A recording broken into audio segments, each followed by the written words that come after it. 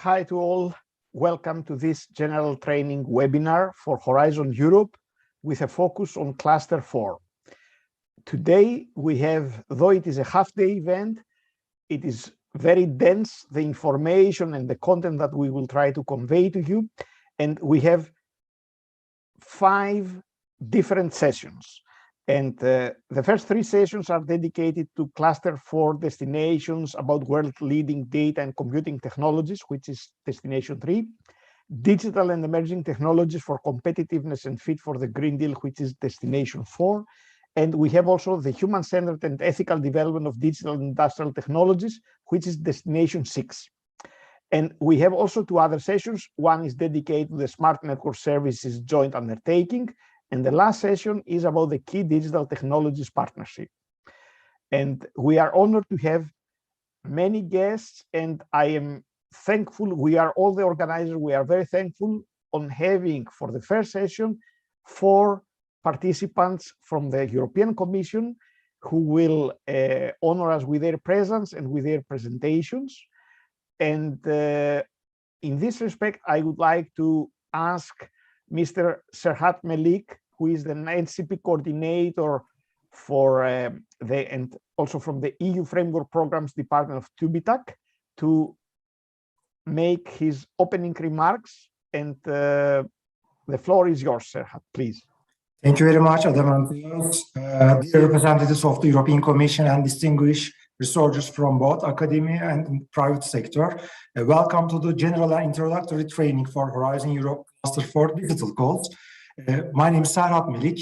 I am acting as the National Contact Point Coordinator for Horizon Europe. I hope you are all in good health. As you know, Turkey has been a close partner to the European Union, especially in research and innovation. And we have been an association country to framework program since FP6. During this time, we believe we better aligned the Turkish research area with European research area and have made significant leap for a productive alignment and transformation in recent years. Association to Horizon Europe is also the closest form of cooperation in science and technology between European Union and Turkey. And it is my pleasure to inform you that our country has officially participated to Horizon Europe program since November 2021. Actually, this is a great opportunity to continue and deepen our cooperation in science, research, and innovation, since we are focusing on very common priorities, particularly related to European Green Deal and the so-called the twin green and digital transition. For instance, our country's first national artificial intelligence strategy was introduced on August 2021. This strategy focuses on end-to-end governance in strategic harmony with competence areas consist of quality data, advanced skills, such as technical infrastructure. Our national artificial intelligence strategy was prepared with the vision of creating value on a global scale with an agile and sustainable artificial intelligence ecosystem for a prosperous Turkey. Actually, we believe that Horizon Europe is among the most efficient common tools for realization of these ambitious targets, both in Turkey and European Union. And as TÜBİTAK, we would like to increase and widen the participation of our country in Horizon Europe and maximize the benefits to be utilized from the program. Actually, in the last years of Horizon 2020, we made a great progress in the dissemination of the, let's say, the program coordination of the activities with the help of our Turkey Horizon 2020 projects. And we hope that this momentum will also continue in Horizon Europe. So today we have honored to organize this training webinar on Horizon Europe Cluster 4 on digital topics by the Turkey Horizon 2020 Phase 2 Technical Assistance Project, which is co-financed by both European Union and the Republic of Turkey. Actually, this is an introductory event targeting potential participants in Horizon Europe framework programs with little or no experience, as well as more experienced researchers that would like to learn more about Horizon Europe digital related goals. It will mainly focus on the respective topics already mentioned by Adamantios. So I would like to thank in advance to Mr. Kimmo Rossi, Mr. Stefano Bartolo, Ms. Anna Maria Neghi, and Ms. Rico Lepinen from European Commission, DG Connect, for their valuable presence as a speaker on Destination 3 topics. And regarding to Destination 4 and 6, I would like to thank Mr. Dimitri Youngblood and Ms. Alrun Hawk from German Aerospace Center, DLR. So I also would like to thank 6G Smart Networks and Services Industry Association Executive Director, Dr. Alexandros Kalexilis for Smart Network and Services topics, and Ms. Marta Calderaro from APRE for Key Digital Technologies topics. Thank you very much for your valuable contribution. So I would like to thank you again for joining us today and wish you a fruitful event. Many thanks, Serhat. And the floor is now to you, Kimmo. Please, you may start, and then you can switch to your colleagues may take over. Thank you very much. I'm not using slides because I want to be quick. We only have less than an hour for this first session, and there are many presentations. So let me just first thank the organizers for going through the trouble of organizing this event with so many presentations, so many topics. I think it's very useful, and it's a very promising funding program that I'm glad to see these attempts to increase the popularity of this program, to increase the submission numbers and the quality of the proposals. So we also try to do our best to help you in that. Now, going to the topic of this first session, which is Destination 3, World-Leading Data and Computing Technologies. The Commission has issued in February 2020 a European strategy for data, and it reiterated the earlier commitment to create a market for data, so that data could be traded and shared as any other commodities, either free as open data or against payment for proprietary data, and including safe methods also to address sensitive data, for example, personal data, so that it could also be securely traded. We already had a first call where we had two topics, data management and privacy preserving and compliance technologies. The selection process for that is ongoing, so I cannot too much comment on that. But what we now have open for submissions is partly new and partly complementing the first call. So we have two subtopics here. We have strengthening Europe's data analytics capacity, so analytics, and then we have another subtopic, which is data sharing in the common European data space.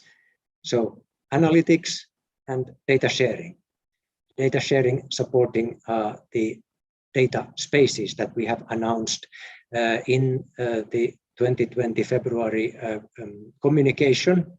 So data spaces are sectoral arrangements. So in industry sectors or societal sectors for sharing data of that sector, for example, in mobility or in healthcare or in energy sector.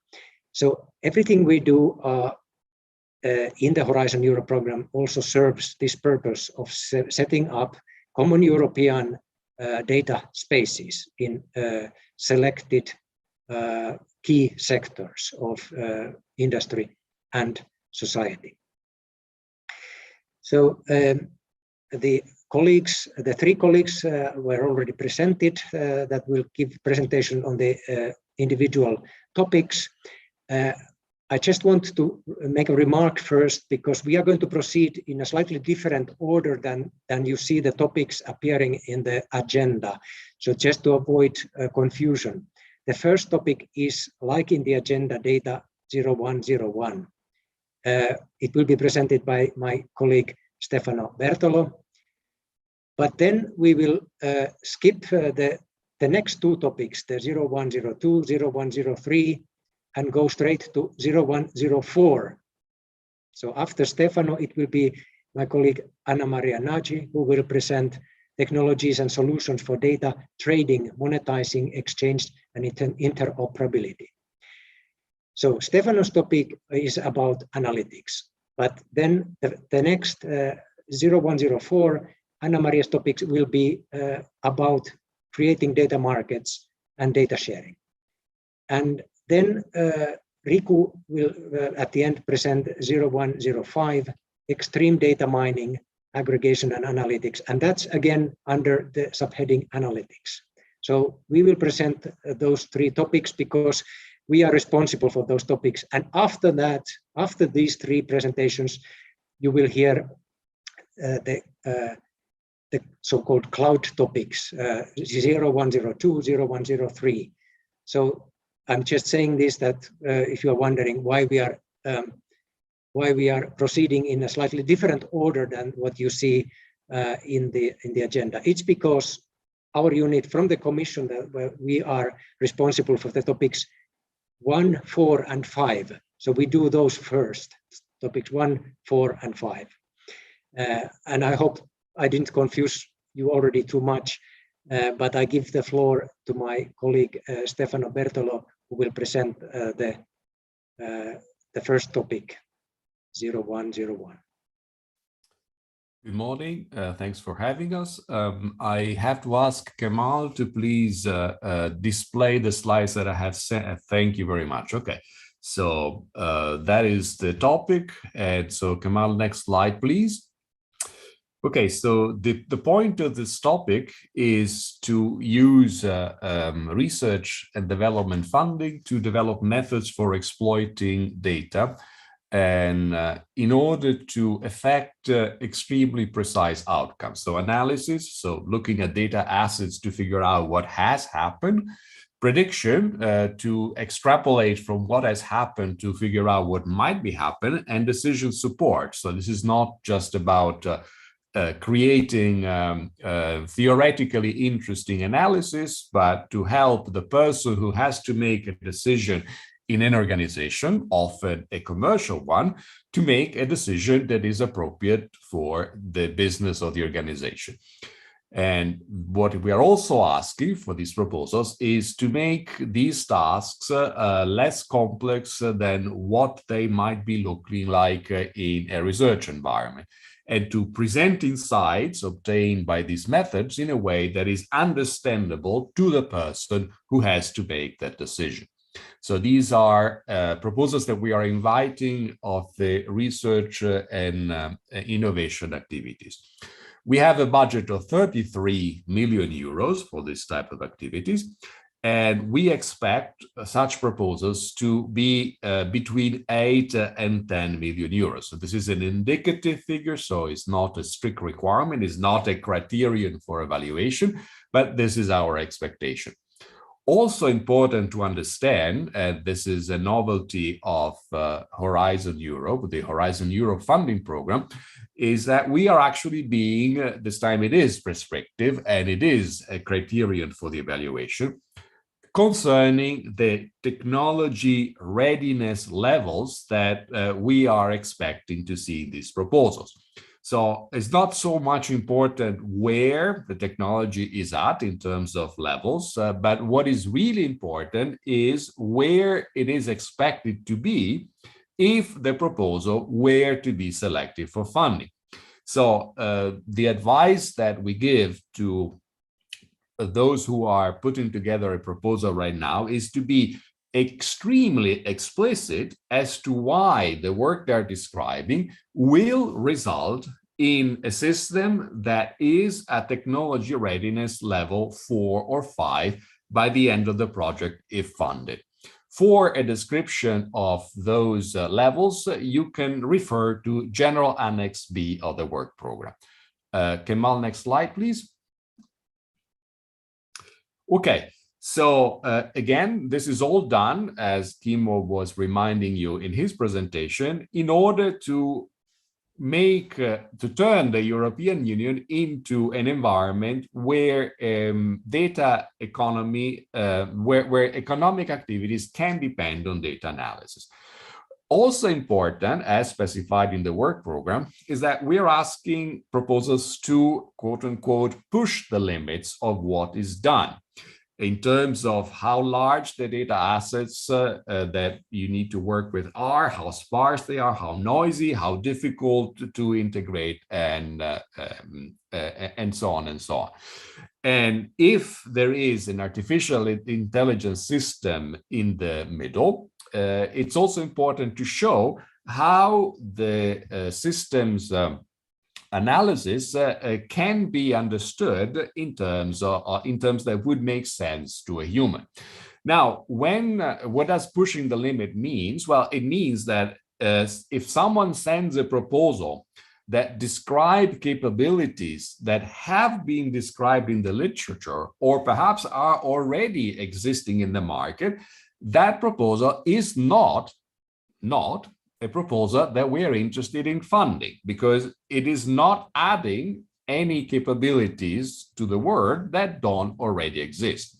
So again, it's very important that proposals be able to show why exactly what they are proposing is not yet something that exists in the world as we know it today.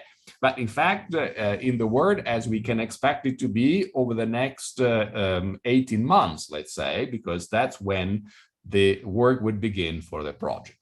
Next slide, please. Okay, so this is just an expansion of what I already discussed. So there are situations in which the variable of interest is how quickly data is being added to a business organization environment. There are situations in which the variable of interest is accuracy. So perhaps today's methods accomplish a certain type of a certain level of accuracy that is not sufficient for that line of business. And so the goal of the proposal is to achieve better accuracy. And again, the emphasis is that this is not done to advance scientific theories, but it's done to make the person who needs to make a decision about the life of an organization better informed. And so this is why it's also important that use cases should be credible in terms of what organizations actually need to accomplish, as opposed to a general theoretical curiosity, which has its place, but its place is not this topic. Next slide, please. Okay, so also appropriate under this topic is the business of distributing analytic tasks across a number of actors in a way that is decentralized. Also appropriate is to generate accurate synthetic data in cases where privacy-preserving model training is of importance. In the ability also to build systems that not only issue predictions that retrospectively can be shown to have been accurate, but for the range of these predictions to increase. So to give you a very simple example, today we have accurate weather forecasting up to, say, 6 or 7 days into the future. It is the goal of weather forecasting to give you accurate predictions that are just as accurate as those we have today, but over the next couple of weeks. So apply this principle to the specific domain in which you're concerned, and to build visualizations that support users' needs. Next slide, please. So again, also important is that the work that we invite is expected to reach performance that is operations worthy. So that should be able to perform as demonstrated in the project in a natural operations environment of the type of organization for which this work is being thought, and that accomplish performance on data sets on which today technologies fail in terms of volume, speed, and variety. Again, a typical question that we get at this point in our presentation is, okay, but how big exactly you need these data sets to be? What kind of speed do you expect these systems to be able to handle? So such questions are a little bit like for a 100-meter dash athlete to ask, how fast do I have to run to win the gold medal? And the answer is, well, at least faster to break the world record. So at least as fast as the previous world record, but faster than any of the other competitors. So again, take this requirement seriously. So again, the point is that the outcome of these systems should be the input of a decision in a natural environment. And so here we continue to highlight for potential proposals that there are extremely large data sources, such as those produced by the Copernicus and Galileo satellite data, that we encourage you to reuse in your cases where this is appropriate. So these are data sources that are being produced with public money. They're free for anyone to reuse. And so you may be handling a particular use case where those data sources are relevant. So in that case, we encourage you to reuse them. Next slide, please. Okay, so one important difference from the previous funding program in Horizon Europe is that we have a data limit of 45 pages. So take that limit to heart, because any proposal that exceeds that limit will be cut off at that limit. And so that will have obviously an effect on the evaluation. Next slide, please. Okay, so that completes my presentation. I will remain available until the end of this session for any questions you might have. Thank you. Many thanks, Stefano. And now the floor is to your colleague, Anna Maria, please. Hello, everyone. Thank you for having us here. I would like to ask Kemal also to share my presentation. Thank you, Anna. Yeah, that's it. So, can you go back to the first one, please? Yeah, my name is Anna Maria Nagy. So I work at the same G1 unit at the Commission like my colleagues, so data policy and innovation. I'm going to talk about the topic technologies and solutions for data trading, monetizing, exchange, and interoperability. Next slide, please. Thank you. So the basics of this topic, the main points. The call is already open for submission since November. The deadline is 5 of April, 5 o'clock Brussels time. Please be careful. It's you cannot work until midnight on this one, so 5 o'clock Brussels time. The type of action is innovation action. So we are not looking for research activities here, but rather activities that directly produce plans, designs for products, processes, services. Consequently, the technology readiness level at entry should be at 4 TRL 4, and we expect proposals to reach TRL 7 by the end of the project. As a reminder, TRL 4 is a technology validated in a lab, and TRL 7 is a system prototype demonstration in operational environment. You find these TRL definitions in the general annexes of the work program. The total budget for this topic is 52 million euros. And here in the work program, you have these indicative numbers again for indicative EU funding per proposal and the expected number of funded proposals. But please keep in mind that these are just indicative numbers. We do not look for proposals that use this 10, 30 million as a bucket and full up activities, but we expect the other way around, that you ask for funding which is in line with your proposed action. Next slide, please. The challenge, as Kimmo already mentioned, we have a common challenge under Destination 3, heading data sharing in the common European data space. So this is to exploit the potential of European industrial data and also to feed data to the European data ecosystems.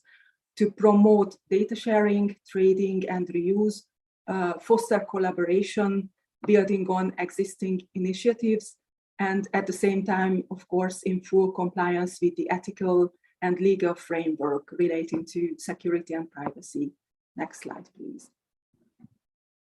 So the expected outcomes, the desired effects of the projects in the medium term is to improve the digital technology solutions and interoperable frameworks for data markets and the data economy, to allow data sets to be discoverable, efficiently and fairly priced, and shared or traded in a secured, user-friendly, compliant, and energy-efficient way.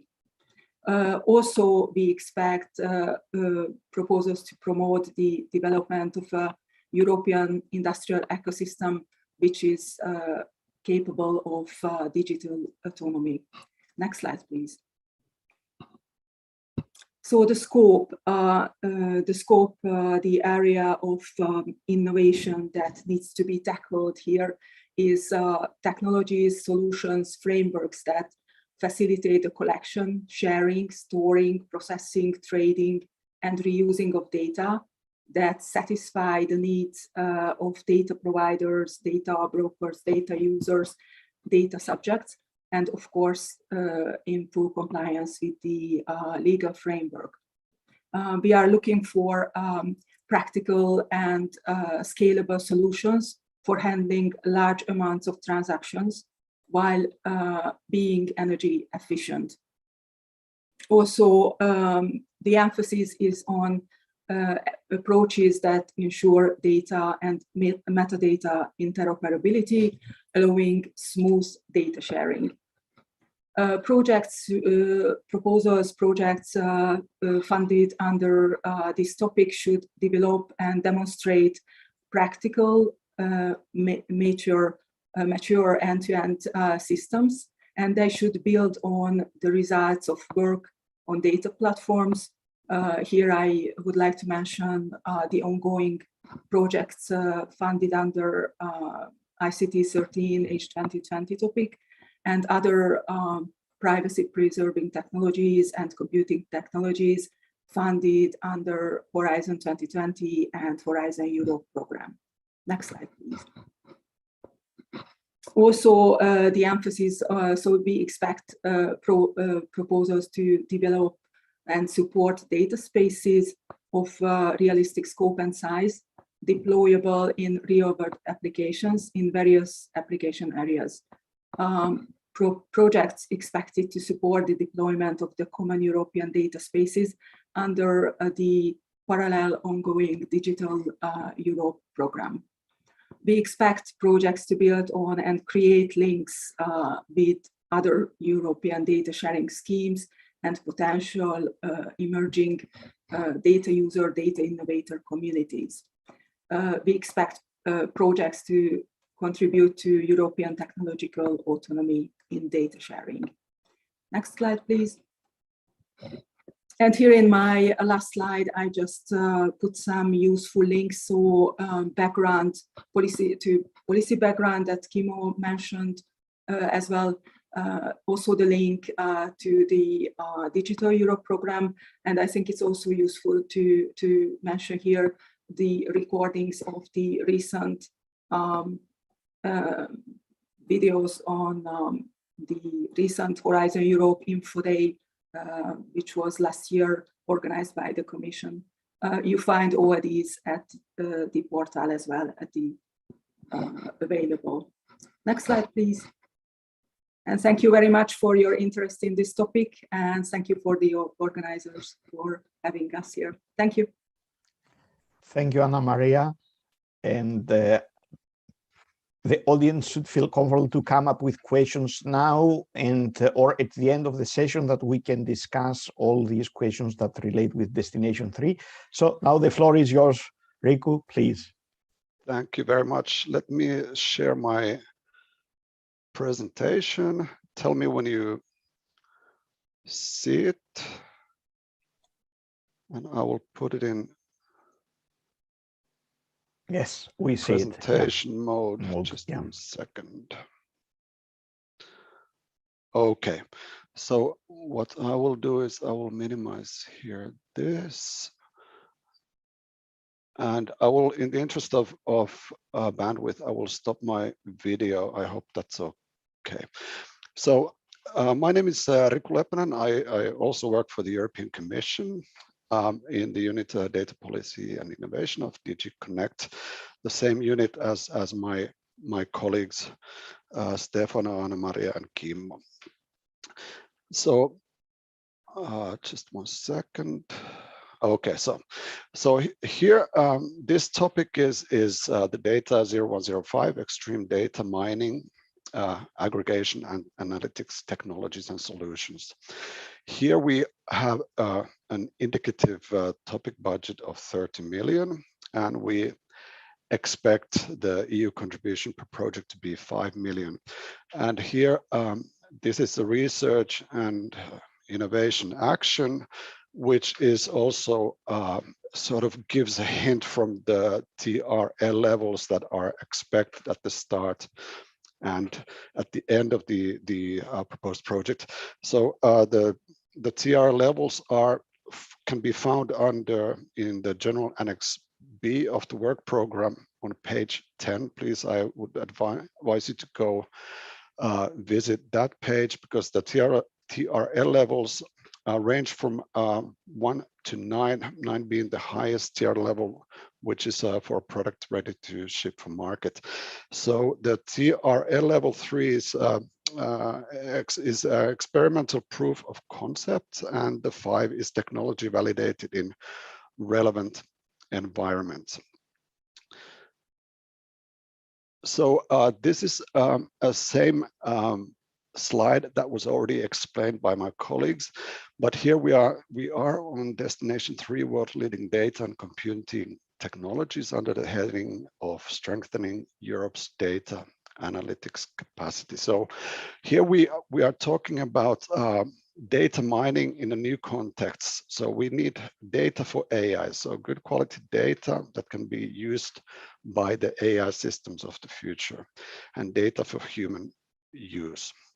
So we want to push the limits and aim to refine the extreme. So we have already under Horizon 2020 talked about big data, but now we are talking about extreme big data, huge, sparse, noisy, and difficult. So real world data efficiently and transparently for final use by AI systems and or people. And this is something that we expect the proposals to showcase for us.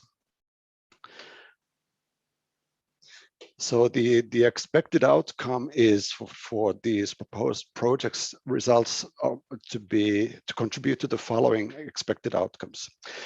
So to provide better technologies, tools and solutions for data mining in searching and processing of large and constantly growing amounts of and varieties of data, and extremely sparse, heterogeneous, multilingual data stored in distributed or decentralized systems. And here we are focusing on IoT and industrial, business administrative, environmental, scientific, or societal data. So here I have highlighted some of the key identifiers, and these come directly from the work program. So this is very important that you read the work program very carefully for each of the topics that you're interested in, because it's very, very important that they're taken into account in proposals. So under the scope, we expect these actions to provide groundbreaking advances in the performance, speed, and or accuracy, as well as the usefulness of data discovery and collection. And here again, we emphasize the term extreme data. So this is very important to take note of. So discover and distill meaningful, reliable, and useful data from heterogeneous and dispersed sources. and deliver it to the requesting applications with minimal delay and in appropriate format. So this is something again from the work program, and I invite you to keep an eye on this and take note of that. So we expect these actions to enable the development of trustworthy, accurate, green, and fair AI systems, where quality of data is as important as quantity. So I've highlighted the word quality because this is very, very important. We want high quality data for our AI systems. And these are the types of actions we want to support. So moving along, so further, the actions are expected to integrate relevant technologies such as big data, AI, IoT, and so on, which you can see here, and to foster links to the respective research, industrial, and user communities. Here we have the AI for EU, which is the large action currently running, and digital innovation hubs, of course, which we fully support currently from our previous calls.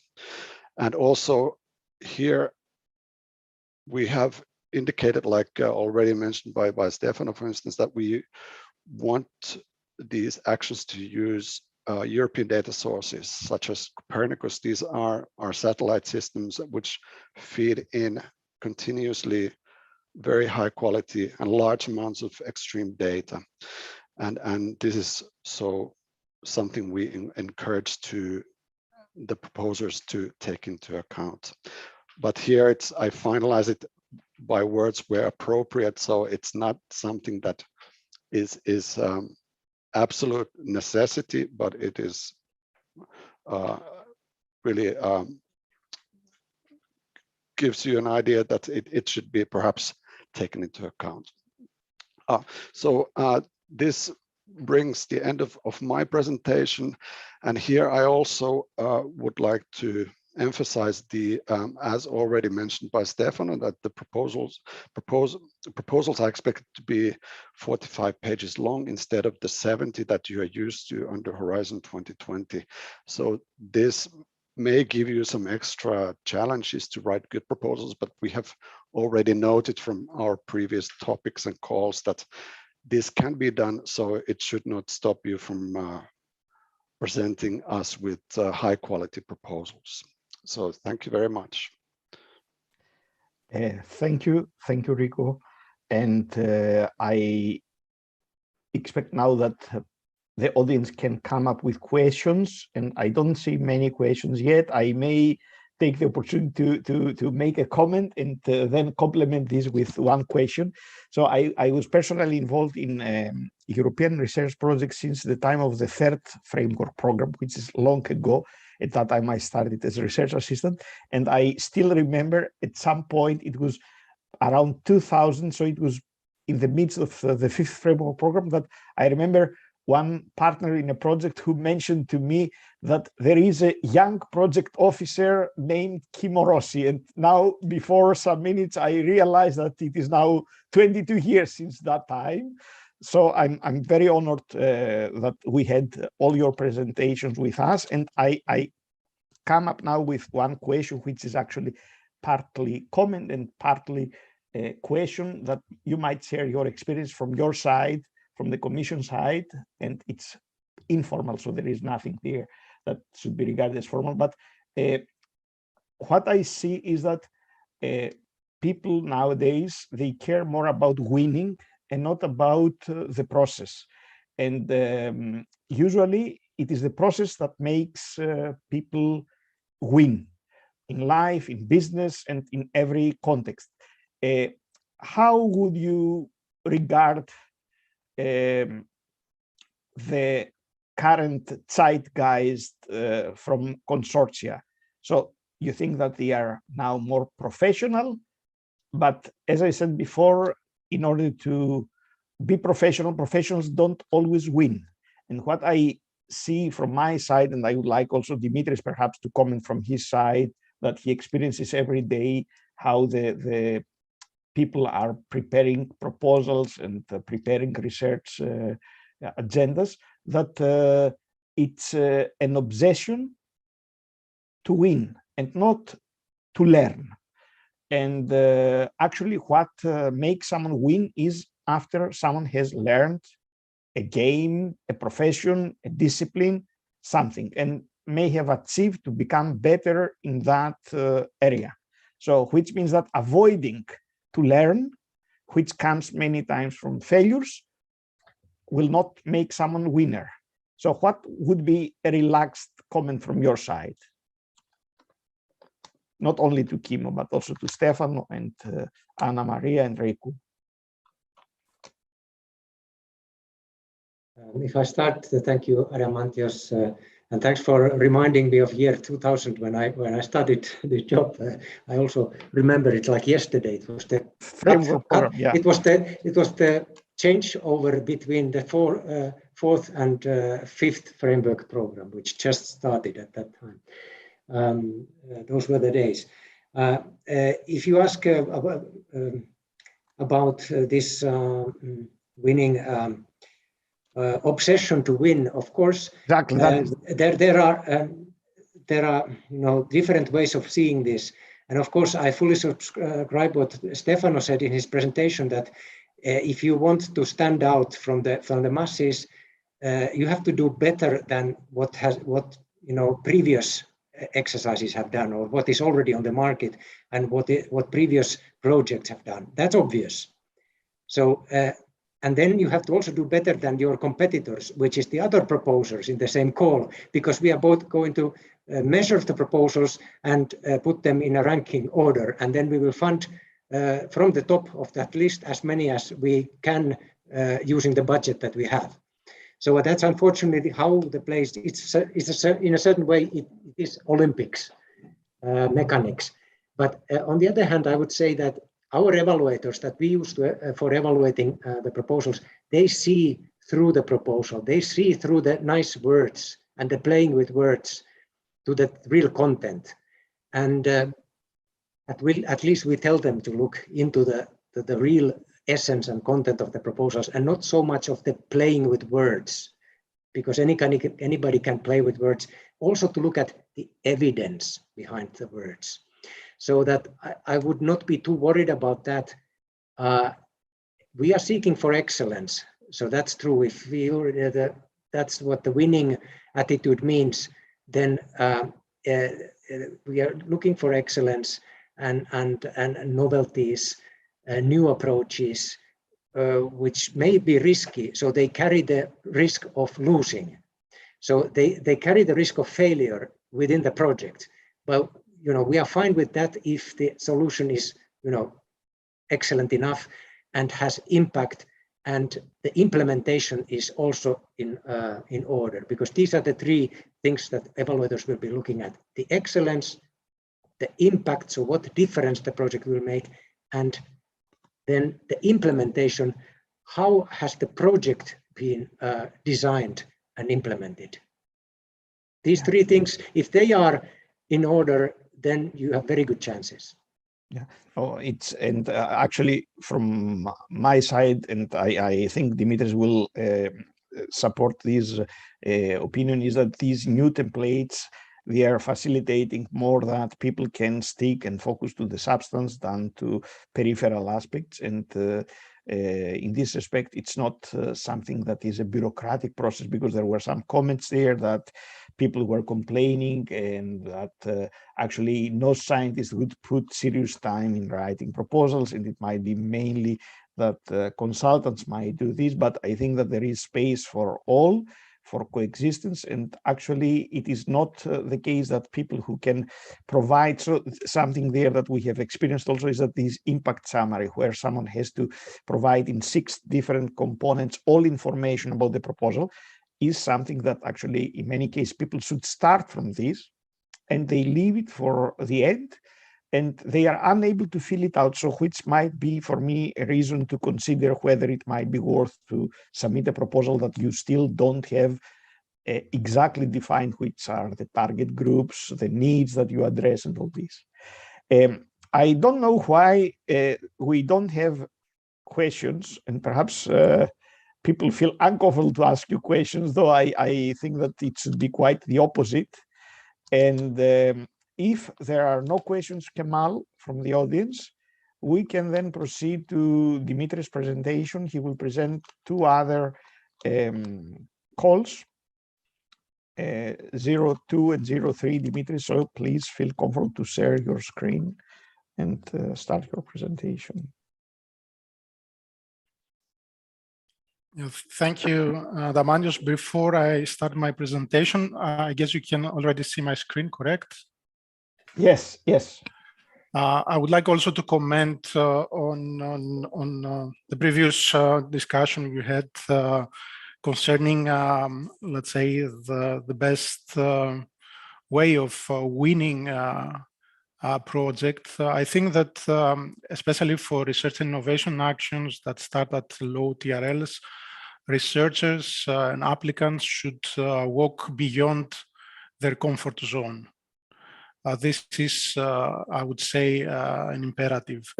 But then they have to convince the evaluators that they know how they can achieve what they are promising. And this is the most difficult part, I would say, at least from my experience. And things that have already been said from Stefano, for instance, that we have to have in mind practical use cases and credible ones are really important in this respect. Now, as far as your comment about leaving at the last moment this nice new table on the impact session, I'm laughing because I'm coordinating this day's proposal and actually have left it from the last, let's say, weeks. And yes, it will take some time for people to get familiar with the new, let's say, approach in preparing proposals. Having a lower limit for the size limit, it's more than welcome. I think it helps a lot, especially for research and innovation actions. The limit might be not 45, may still 70 pages for innovation actions. Now, before I'm starting my presentation, I would like to also to convey a message of optimism based on my own experience, but also a rather quick calculations I made based on the available data that are in the portal of the European Commission. It seems that the success rate of the first calls of 2021 calls of the Horizon Europe are rather higher than the last calls of Horizon 2020. And this, of course, it's welcome because it offers better chances for very good proposals to get approved. And I hope this will remain.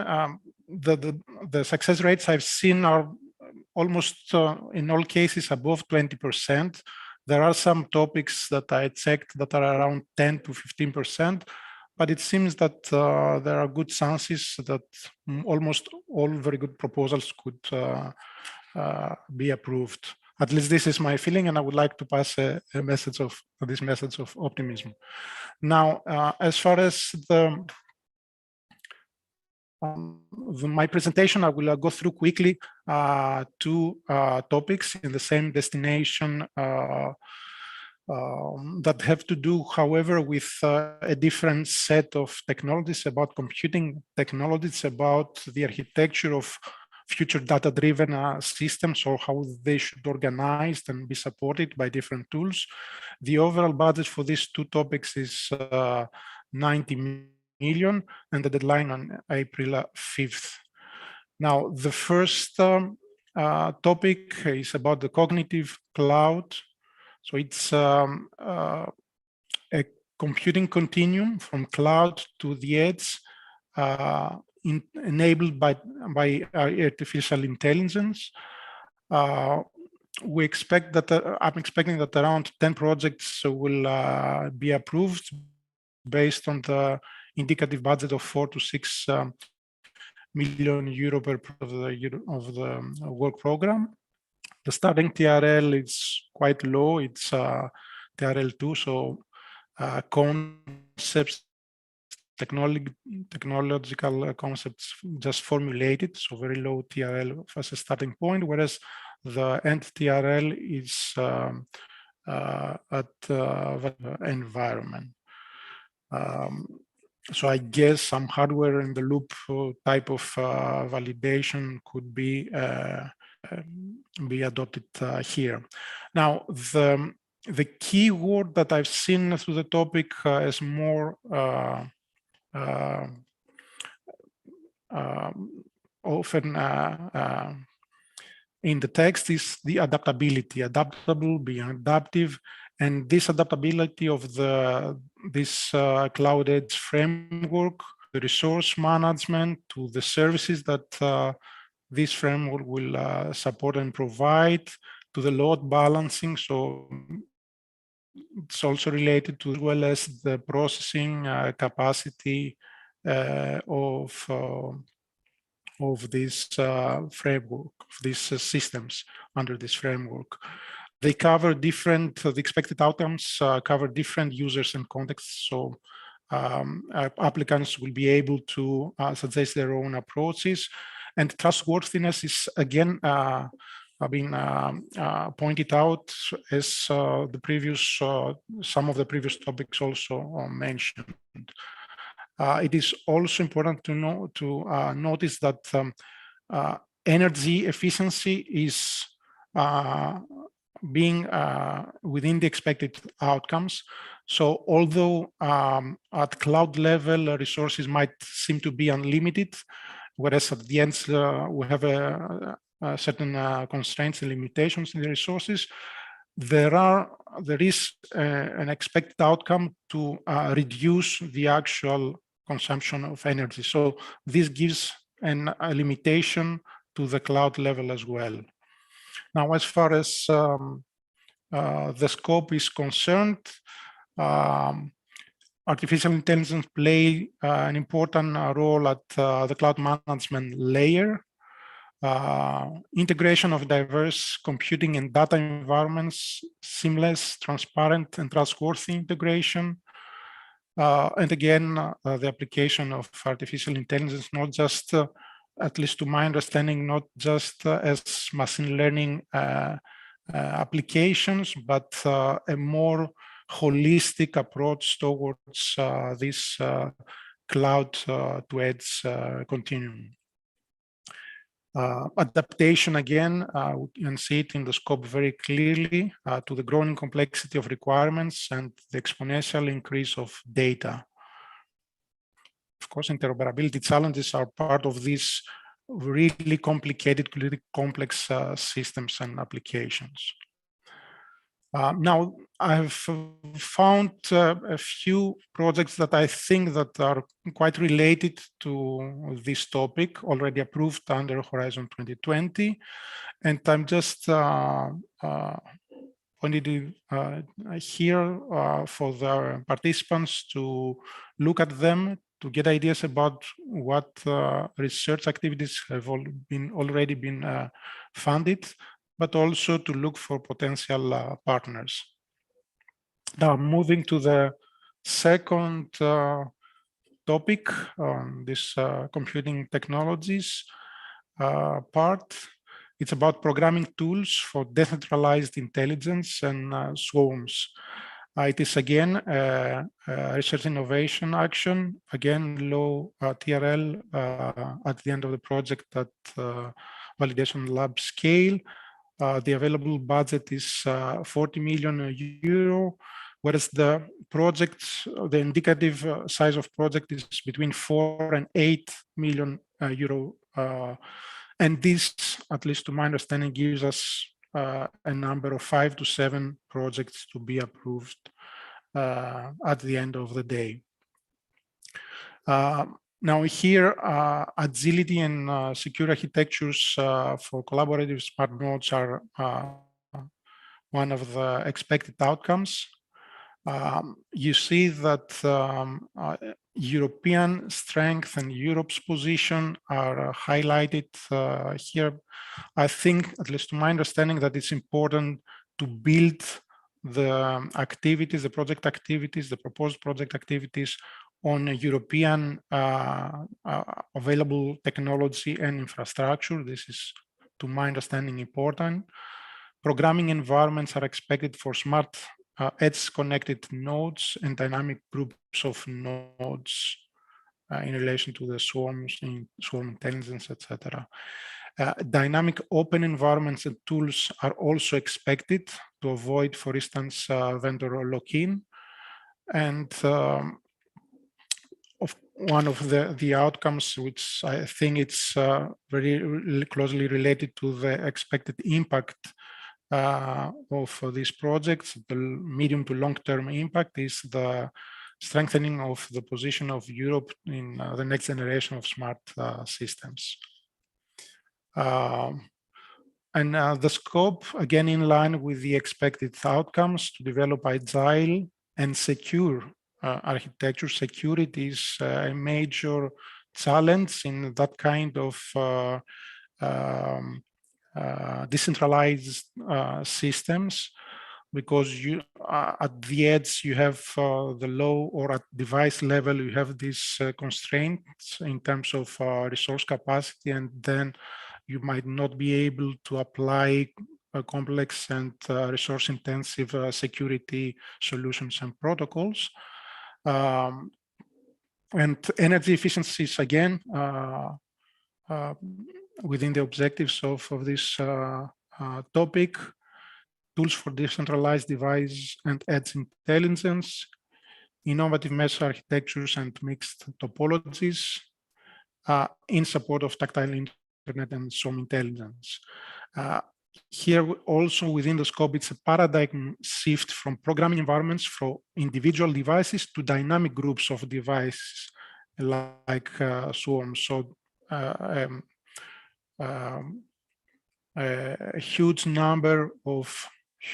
a large number of devices that can be programmed through these environments. Now, on the scope equally, I would like to stress the requirement for at least 3 application areas. So although we are at TRL 5, sorry, we have to have in mind the application areas. So applicants should at least select application areas to build upon their use cases. And again, contribution to the sustainable use of energy is an objective of this topic.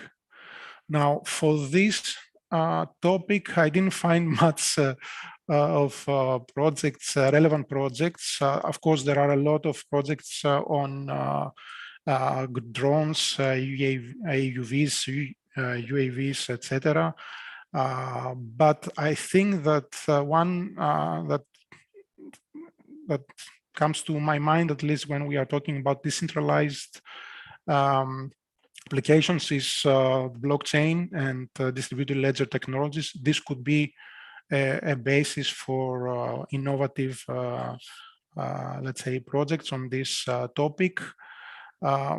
And also low TRL projects that might be around data-intensive applications, distributed applications. So this is from my side as far as the 2 topics are concerned, and I'm passing the floor to you, Tamandios.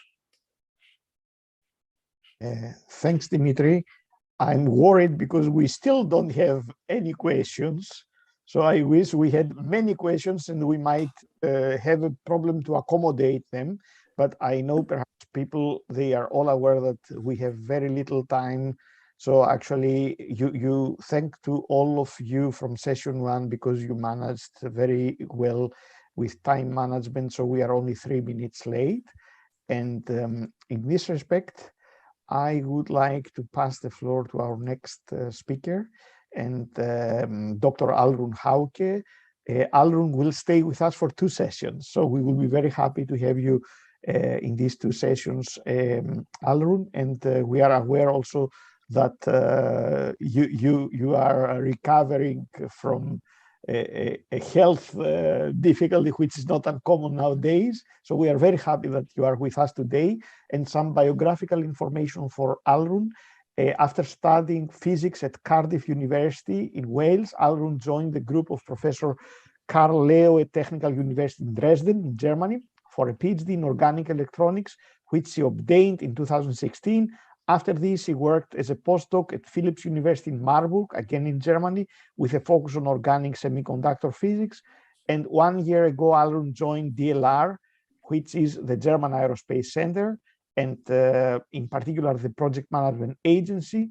And since then, she has been working as an NCP for Horizon Europe Cluster 4 and as a work package leader in Ideal IST. So the floor is yours, Alrun. Yes, thank you very much, Adamantios. Now I'm going to try and share my screen, and I hope it actually works this time. Yes. Okay, Yes, wonderful. excellently. Right. So, first of all, thank you very much for inviting me to your event. I'm very pleased to be here and to actually have the opportunity to give a presentation in English for a change, because as a German NCP, I always have to give presentations in German, obviously. And although it's my mother tongue, weirdly enough, I actually enjoy giving presentations in English much more. Just as a sort of heads up, as Adamantios said, I have trouble with being still in quarantine from a corona infection of my child, and she's actually with me right now, so she may be interrupting a couple of times, as she is right now. So I'm sorry for that. I'll try to keep to a minimum. We are a very family and children friendly city.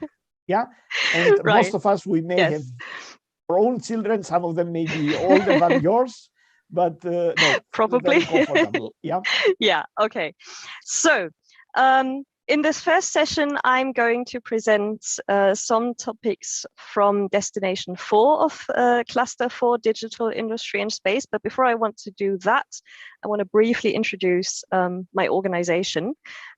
So I am part of the National Contact Point on digital and industrial technologies. So we're covering destinations 1, 2, 3, 4, and 6 of the cluster, not destination 5, because in Germany, that is actually a different NCP. Our NCP is located in DLR Project Management Agency for the digital parts of the cluster, and in the Project Management Agency of the Research Institute at Jülich for the industrial topics. And we also have a couple of subcontractors from different product management agencies who mainly help out with the industrial sections of the cluster as well. The services that we provide to our German proposers are basically that we have a newsletter for them, also for multipliers.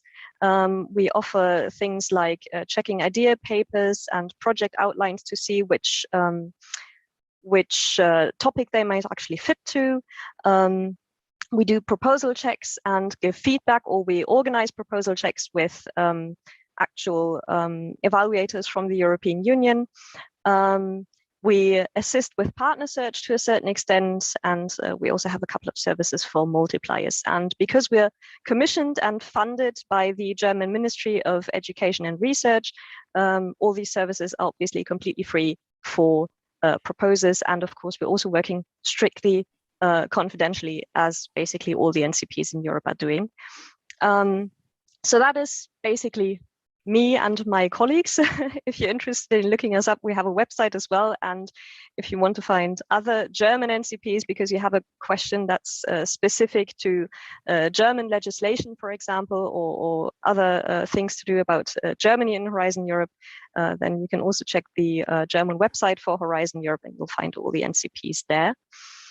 But to come to the actual topic of this session now, to Cluster 4, and more specifically to Destination 4, Digital and Emerging Technologies for Competitiveness and Fit for the Green Deal.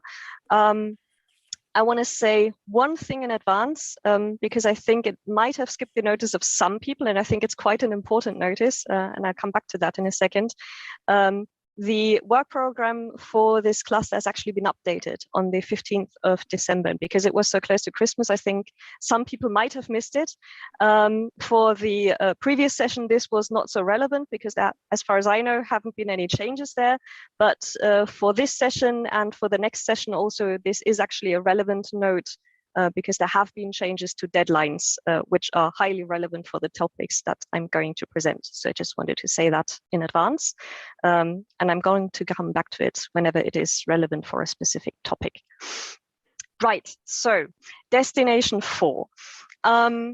First of all, I want to say a little bit about the sort of general context of the destination, because I think that is something that sort of skips one's attention quite easily when you're actually reading through the topic text. Then you sometimes forget to put it into the larger context of the destination. So I always like to lead with an introduction of the destination itself. So the goals for Destination 4 in particular are that the European Union sees high interest in increasing industrial manufacturing of electronic and photonic components within the EU, and specifically to become more independent as far as key technologies in this area are concerned. It also wants to strengthen the competitiveness in 6G and other sort of communication technologies. And there is an increasing interest in using AI and robotics in European industries, which so far is not up to scratch, let us say. And the European Union also would like to see a stronger development of key emerging technologies within the European industry and research sectors. And all of this obviously is not a standalone goal, but we also see a high relevance here of the Green Deal. So anything that is developed within this destination is obviously also always going under the heading sustainability and environmental protection to a certain extent. Challenges that are identified from the European side that should be addressed in this destination are primarily that we've experienced this all during the COVID crisis quite recently, especially if you try to order a car or a bike anywhere within Europe from a European manufacturer. You found that supply chains, particularly in the electronics, in the chips market, are very, very fragile at the moment. And right now, we're very dependent on supply chains from outside the European Union, and this is something that the Commission would like to change. As far as connectivity goes, we also have the issue that currently the key players for 6G technology development and generally connectivity developments are, again, outside the European Union, so they may not necessarily follow European values and norms.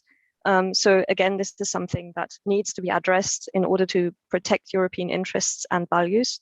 And a sort of, let's say, overarching challenge with all the clusters really is that we have excellent research within the European Union, particularly in areas like emerging technologies or AI technologies.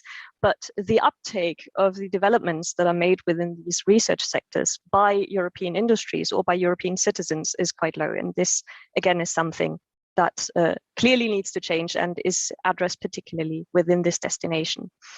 The impacts that this destination should hopefully have if all the projects go ahead as planned are a greater, let's say, strategic autonomy of the European Union, especially in digital and emerging technologies, a general strengthening of the European industries, not only in, let's say, standard industrial sectors, but also in digital value chains, and a general stronger presence of the European markets in key sectors and particularly in digital sectors.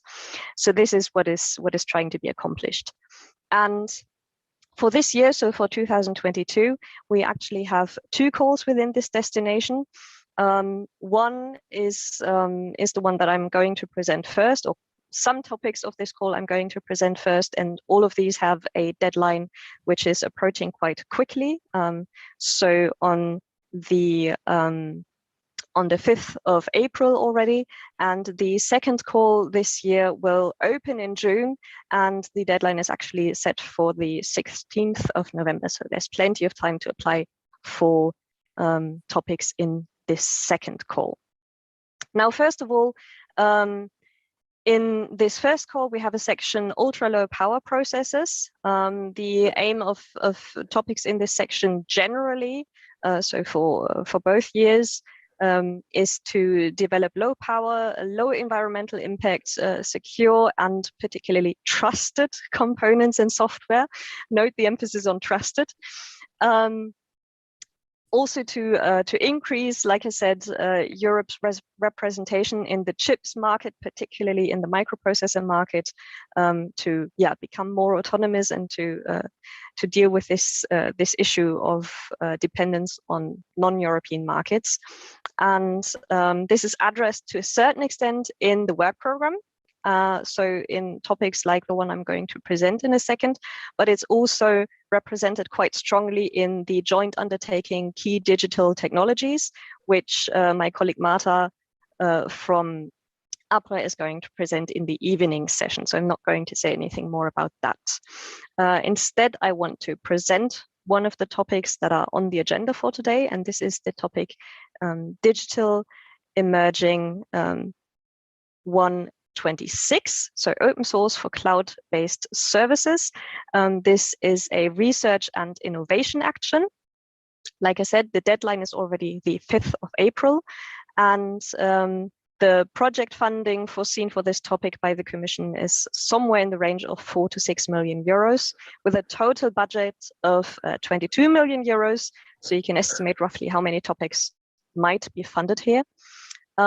The TRL that is expected by the end of the project is TRL 7, and I'm not going to repeat what the previous speakers already said on this point. If you need to look these up, then of course you can do so in the General Annex B.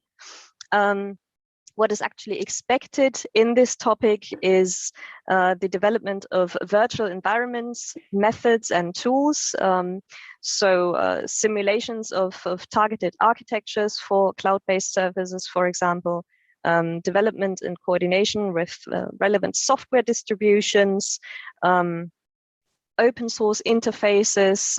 This is not to do only with software, but also hardware for such open source interfaces that permit the deployment of tested stacks on the outcomes of European processor initiatives. So you can see this is more or less, with the exception of these hardware interfaces, it's more or less really a software dominated topic, even though it is in a otherwise, let's say, more hardware dominated section or destination. But nevertheless, there is some links to hardware, so definitely keep an eye out for that in the scope of the topic. I'm not going to cover the scope in detail because I think otherwise we won't get through this session on time. But I guess you can all read the topic text, so it's not like you're missing out on anything. So I'd like to skip to the next section. This is European Innovation Leadership in Photonics, which is to a certain extent closely related to the previous section. Here, the situation is that Europe actually has a very strong leadership position in photonics technologies and also quite big market share already in things like laser components, etc. And the European Union really wants to enforce that leadership and therefore sort of keep ahead of the curve, as they say. The idea here is to ensure access to cutting-edge technologies also for European industries. So not just develop photonics components for the sake of developing them and to marketing them, but also to really, again, strengthen the European industries by developing products specifically for them. And topics within this destination, within this section, sorry, are co-programmed with the Photonics Partnership, which I'm hopefully going to say a bit more about at the end of this presentation. The topic that I want to present here is advanced multi-sensing systems. This is again a research and innovation action. The deadline again is the 5th of April, as for many of the topics in this destination. And the project funding is fairly similar to the last one. So again, round about 3 to 5 million euros. But as you can see, the topic budget here is pretty big, with almost 50 million euros. So there's a large number of topics that are going to be funded, and therefore you might have quite a good chance of actually ending up being funded within this topic. The TRL that you are supposed to reach, as is quite common for research and innovation actions, is actually TRL 5.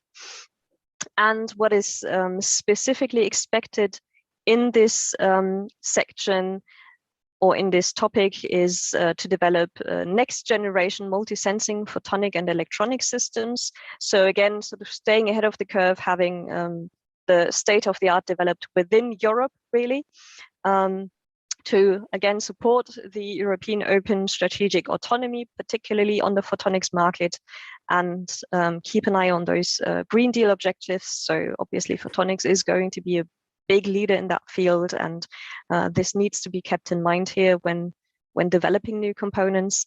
And again, these multi-sensing systems are supposed to be developed not just for the sake of developing them, but really for the European industries. So looking at possible applications that are actually of value to European industries and specifically to key sectors is really key for this topic. So keep that in mind when you're designing your consortia, is basically the take-home message.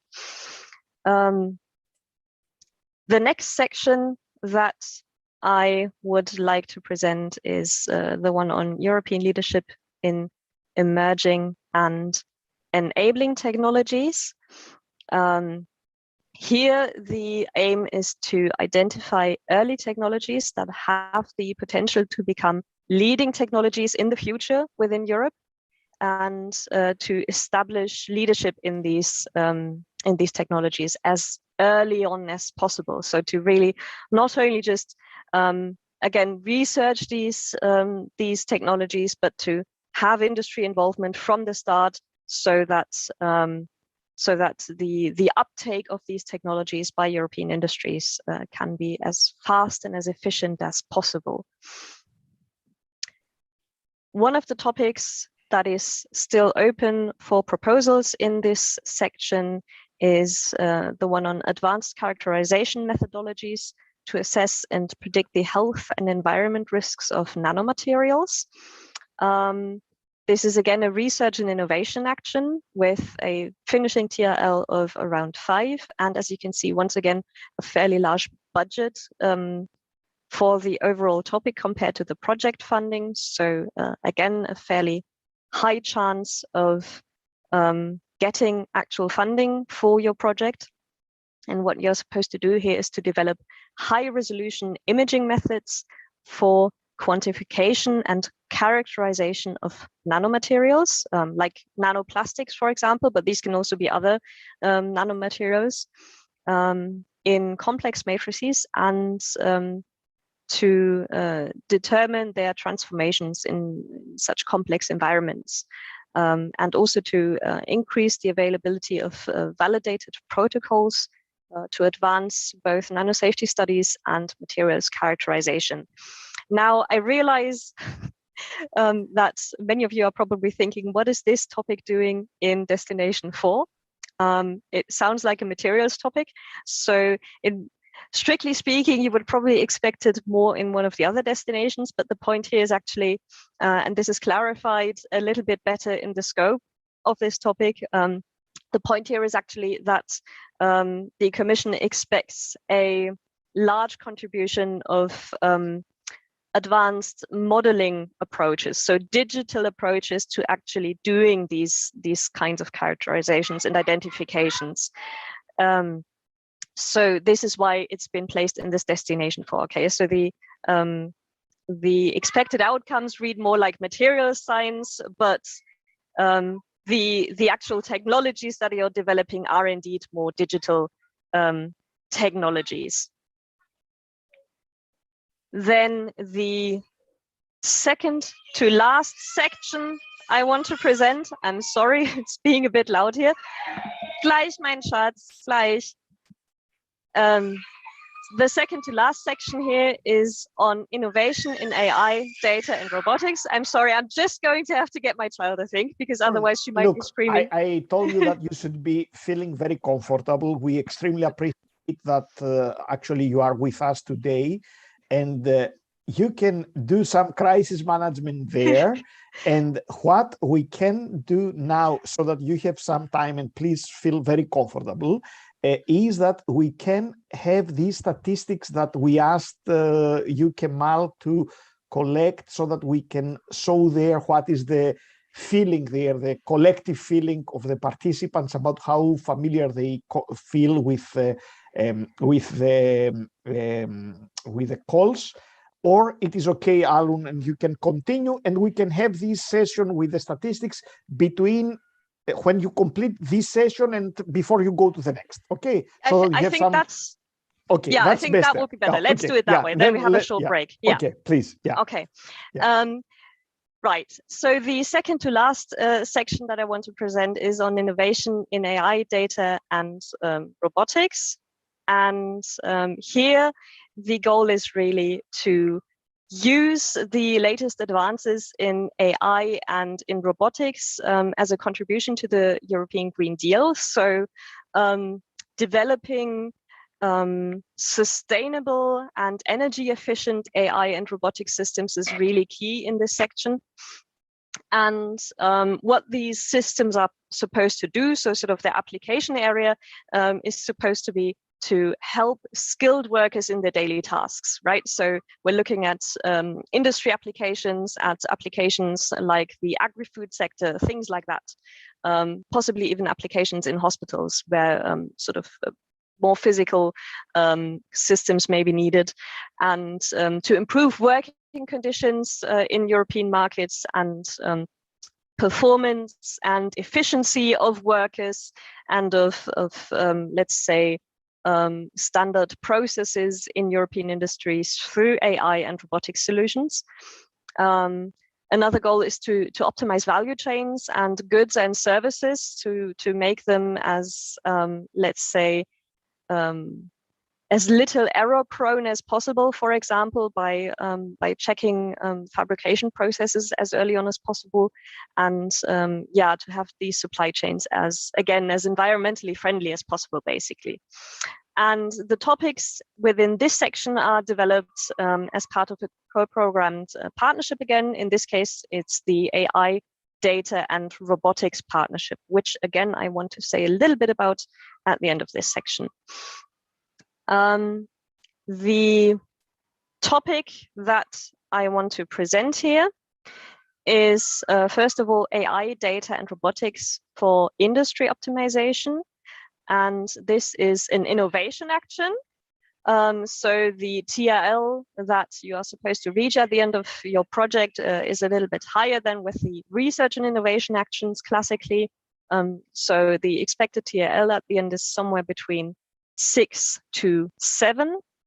You have a total topic budget of 90 million euros at your disposal, and projects are expected to request a funding somewhere around 3 to 5 million euros. And this is now the important change that I wanted to announce. This topic has actually been pushed back from the first call to the second call in 2022. So the deadline for this topic is actually the 16th of November rather than the 5th of April. So here you have a lot of time to join a consortium or to set one up yourself. And I think this is quite helpful, hopefully, for proposers.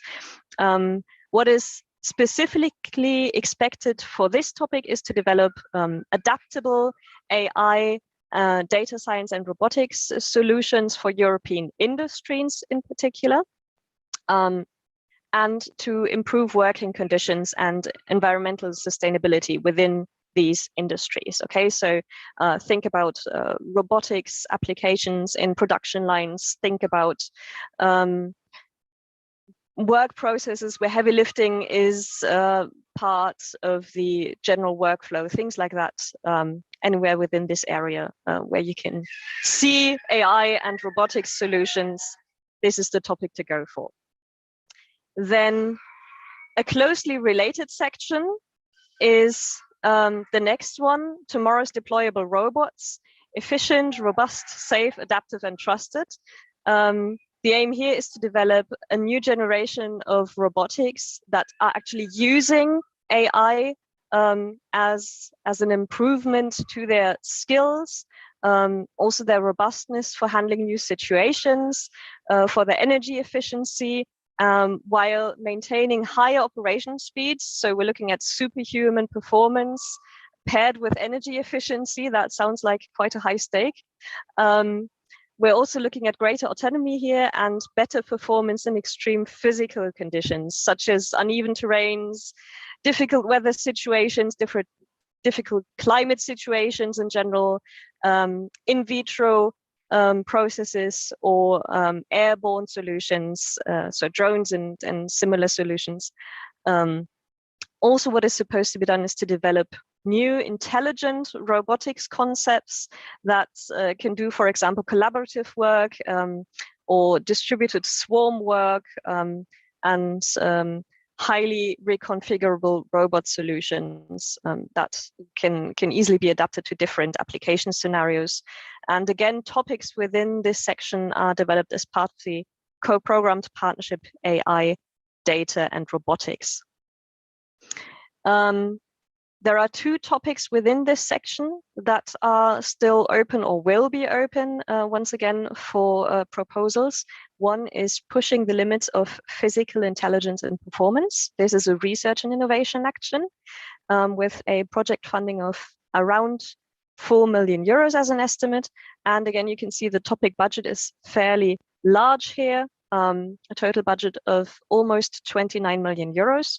And as is common with research and innovation actions, the TRL that you are supposed to achieve is fairly low, so 4 to 5 in this case. And as with the previous topic, and as is indeed the case for all the AI and robotics topics in this cluster, it has been pushed back to the second call in 2022. So the deadline again is the 16th of November. And the expected outcomes within this topic in particular are robots with increased physical functionalities, skills, and efficiency, and with strongly improved, intrinsically safe and efficient, human-centered interactions, either with other humans or with other robots, or with the surroundings and objects within the surroundings of an individual robot. And particularly tricky in this case is that these are supposed to be accomplished at either human or even superhuman speed, while maintaining improved energy efficiency and also improved safety and robustness compared to, let's say, conventional solutions. Okay, so quite high stakes in this case, actually. The second topic within this section is on increased robotics capabilities demonstrated in key sectors. This is an innovation action, so sort of taking, to a certain extent, the developments of the last topic and taking that a step further. So the TRL that you're supposed to reach here is up to 7, actually. And again, the deadline is the 16th of November. And the topic budget here is even higher than for the research and innovation action. So it's 36 million euros. And there's also a little bit more funding going per project. So you can request somewhere in the range of 6 million euros as far as the Commission is concerned. And expected outcomes for this topic are robotics for key applications and areas of operation that are unsuitable in some way or another, or too dangerous for humans. Okay, so let's say things like robots working close to a volcano, this would be the very thing. And systems which can deliver superhuman performance in complex tasks are also being looked for, as well as robotic systems for human robot or robot interactions in key application areas. And these key applications areas can be things like, again, the European industry, but also other areas of applications that are generally identified within the cluster, or generally within the Horizon Europe program. So things like the healthcare sector or the agri-food sector are also such key application areas in this context. Okay, with that, I am strictly speaking through with the presentation of topics, but as I promised, I want to say just a couple of words on the two partnerships that are key players in this destination, because I think it's important to have a little bit of information on them if you're applying for any of the topics that are being, let's say, coordinated by these partnerships. So the first one that I want to present is the Photonics Partnership. This is a co-programmed public-private partnership in Horizon Europe. And some of you may already know this partnership because it's actually being continued from its previous state in Horizon 2020. It also has the same name. So to some of you, this may be, let's say, an old friend. And this partnership over the entire Horizon Europe program has a total budget of 680 million located within Cluster 4. This is including the contribution by the European Union and an equal share of contributions from the private side. The private side in this case is the Photonics 21 Association, and you can find the strategic research and innovation agenda of this association and of the partnership online. So if you download the slides of this talk after the event, you can click directly on the link and you will have the strategic research and innovation agenda of the partnership there. The reason why I'm putting this link in here and why I'm mentioning this so specifically is that if you want to apply for any of the topics that are being developed by this partnership, it's always very useful to keep an eye on the latest strategic research and innovation agenda, because it gives you a little bit more context for your specific topic that you're applying for. And this is particularly helpful, of course, for topics where the topic text in the work program is actually fairly short. So yeah, if this is the case for your topic, definitely keep an eye out for this S-Reader. It's very, very helpful. And the second partnership that I want to present for this cluster is the AI Data and Robotics Partnership. This is again a co-programmed partnership, so all the topics developed by this partnership are always in the work program itself. And this partnership is actually a joint effort by two previous big partnerships from Horizon 2020. One is the Big Data Value Association Partnership, and the other one is the Spark Partnership, which is actually a robotics partnership. So those two basically joined forces in Horizon Europe now to address the combination of AI, data, and robotics. The total budget, I'm sorry, I'll be right back with you. Come here.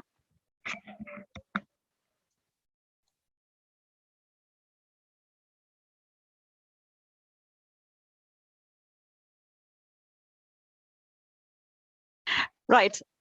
Sorry, I just had to get someone. The total budget for this partnership over the entire Horizon Europe program is going to be 2.6 billion euros. So a very large partnership with a huge budget. And again, it's coming from equally from the European Union and the private side. The private side in this case is actually a large number of research and industry associations, namely, of course, the Big Data Value Association, which was the private side of the previous Big Data Partnership in Horizon 2020. and the EU Robotics Association, which was the private side of Spark originally. And then also Claire Ellis and EuroAI have joined this new partnership. They're basically more, well, not more, but let's say to a larger extent also research associations to do with artificial intelligence. And these founding members of the AI Data and Robotics Partnership have basically now joined forces in a new association, which is even bigger. And this is now called ADRA, so the AI Data and Robotics Association. And again, you can find their S-Reader online. And because this is such a big partnership, they actually also organize fairly large events from time to time. So if you're interested in applying for one of the topics under this partnership, then I would strongly recommend looking at the website of this partnership and at the ADRA Association website to look for information events organized by the partnership and possibly also matchmaking events, because that might be very, very helpful to set up a consortium or to join an existing consortium in this case. Okay, and with that, I am actually through with my first talk. Very I think much, I'm in time. Yes, and we will discuss. You can have some time there and from your side, and we will discuss some statistics and some questions that were given. And just not only to you, but to all of us, Alun in her presentation before mentioned some systems which can deliver superhuman performance in complex tasks. I think that mothers are such systems that have to deal with complex tasks and also exhibit superhuman performance. So please feel comfortable. You can come back take your time. And Kemal, there are some questions that I see, and we can go through them. And then also we can switch off to some statistics. Or Alun, you think that you can start with the next presentation, or you can take your time there. Yeah, take your time. So I see now one question is about for the ideal type of consortia. And I see there if consortia RIA for the project consortia should include up to, just as an example, 20% as partners from big industry, 30% from universities, 50% from research institutions, also the similar numbers for innovation actions. So if there are some rules of thumb, I think that there are no rules of thumb. Each case can be different, and you may come up with a scheme that is very dysfunctional, and it might still be very slim or looking nice, and you might come up with a scheme that may be very overcrowded and still feel and be functional, which means that it is up to the consortia to organize themselves in the best way. Of course, innovation actions, one supposes that the center of gravity there is with industry, but it's not uncommon that an innovation action may be led or coordinated by a university. So there are not such hard rules. And in many cases, the best thing is to examine each case separately and discuss it with other people, how a consortium looks like, whether there are any aspects that are not taken into account and which can be improved. So there are no rules of thumb there that might help you, but this is something that depends individually on every case. And same also for the defined project budgets, whether there are any maximum number of partners in the consortia. No, again, it's not the case. And as also it was mentioned before, the budget, the suggested budget there that appears in the work program, it's also something that has to not be taken as something that consortia should address a cold topic with exactly the recommended or suggested budget there. There can be cases where variations can appear for any practical reasons. And something like 0 to 10 million euro and up to 10 partners, no, it's not the case. Of course, I can understand there that it's one thing to have a project with 4 partners and another thing to have a project with 14 partners. But this is something also that will be reflected in the work program, in the activities, in the deliverables, in the complexity of the methodology that will be applied there, which means that try to not think like robots might need to think. So we can exploit the creativity that humans can exhibit there. Aaron, will you feel that you can go with the next session? And yes, I would actually add a little bit to your answer, because, like you say, that there is no rule of thumb either for the budget or for the setting up of a consortium. What we've noticed, at least from the let's say from the projects that we've been in touch with from our NCP side, is that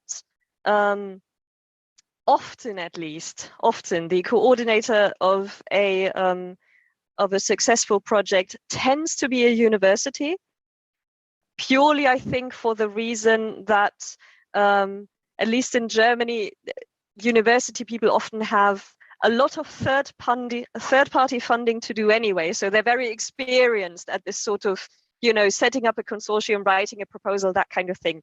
So they just tend to end up with all the administrative work because that is something they're good at, I guess.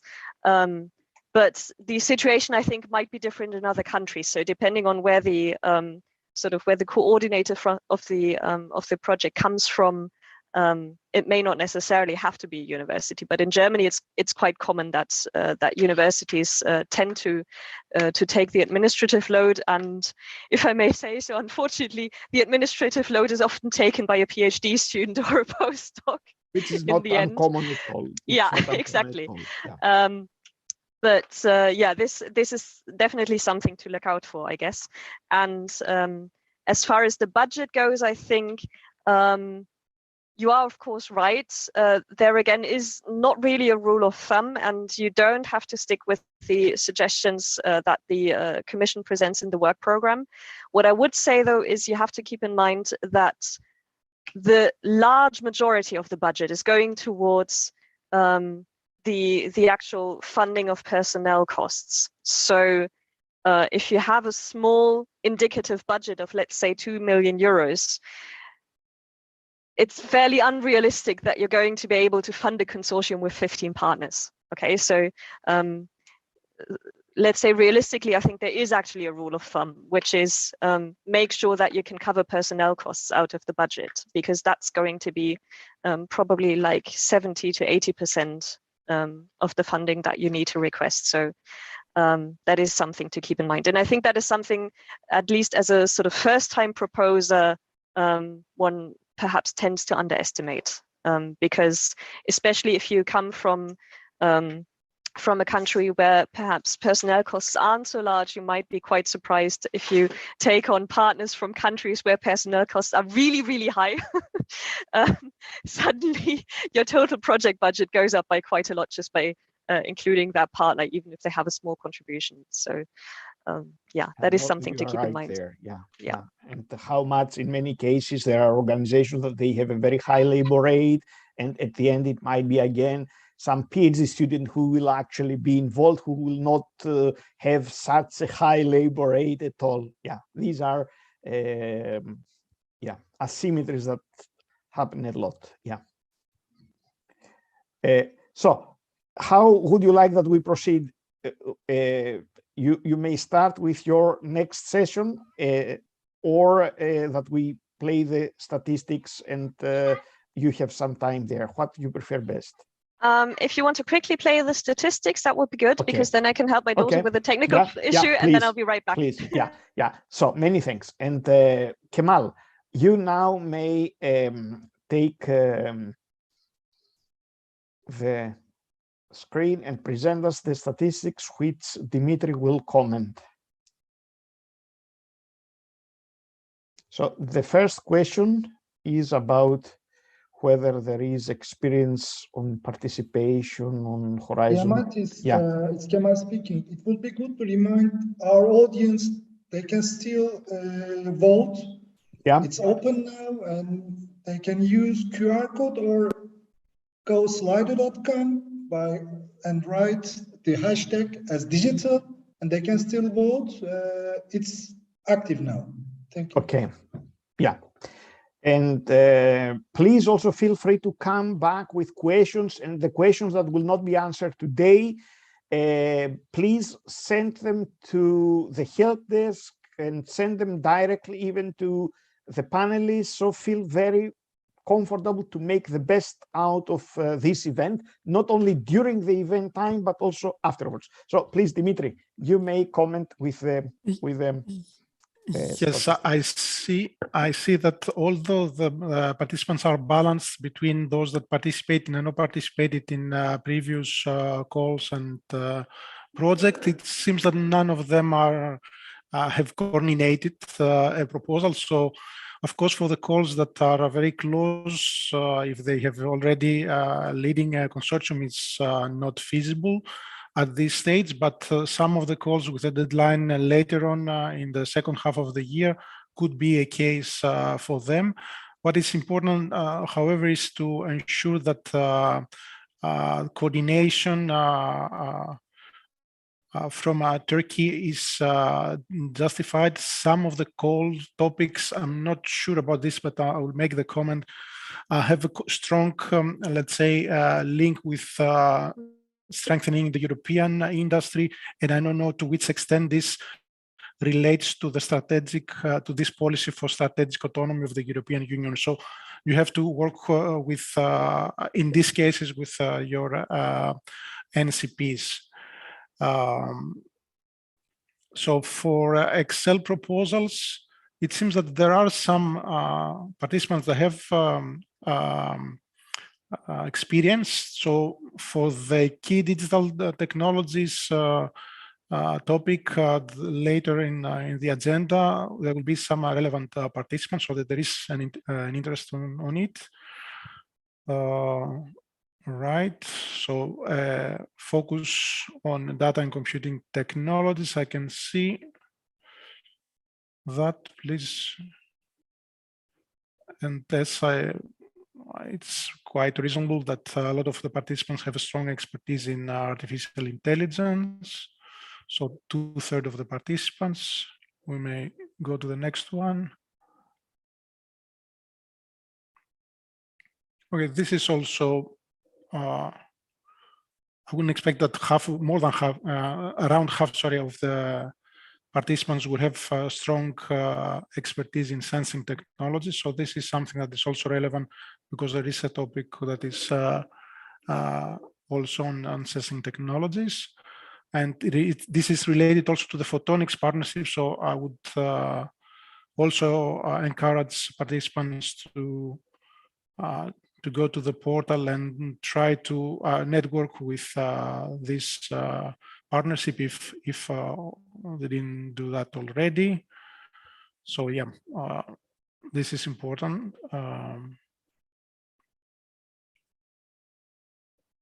Okay, please continue. Again, this seems to be split for the robotics. Half of the participants have some strong expertise, more than half, which is again welcome, and it's very relevant to the topics. We have, if I remember well, more than 140 million available for robotics related topics for this call. Right, so here, okay, for AR, VR, and extended reality, we have, let's say, a little bit less than 1/3 of the participants with an expertise, but it's very niche, let's say, area. This means that, I mean, if it's 25% of the respondents, it's a quite significant ratio. Right, for internet technology is something that is, I think, the result is very the one that was expecting. Almost everybody has expertise in internet technologies.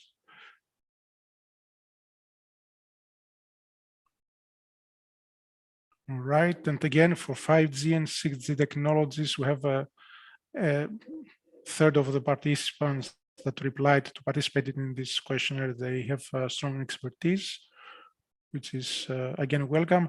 Here we have to be sure that I think that one or two of the topics that are related to the 5G, 6G technologies might not have eligible, Turkey might not be included in the eligible countries, so you have to check the eligibility rules for this type of technologies.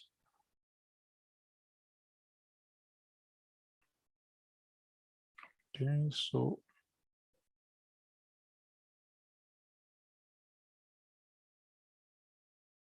okay, the expertise, the interest is really high, well above 60% for the 2, 4, 5 top interest topics.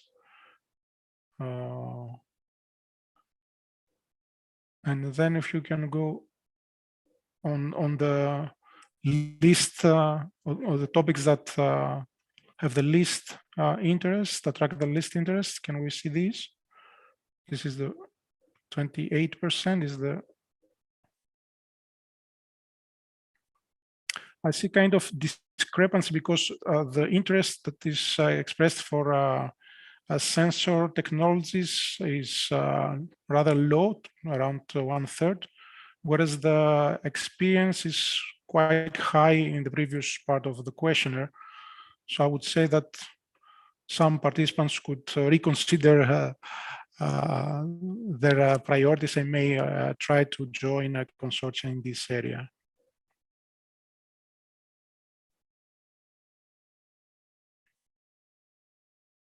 Yeah, robotics is also the interest in extended reality, the related topic. It's well above the actual interest, the ratio of the participants that had strong expertise in this domain.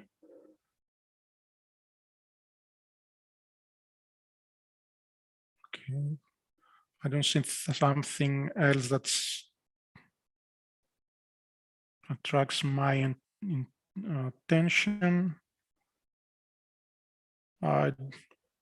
Adamarius, I think that we can continue. Just one thing from my side to correct myself. Previously, I mentioned that TRL5 is validation at the lab.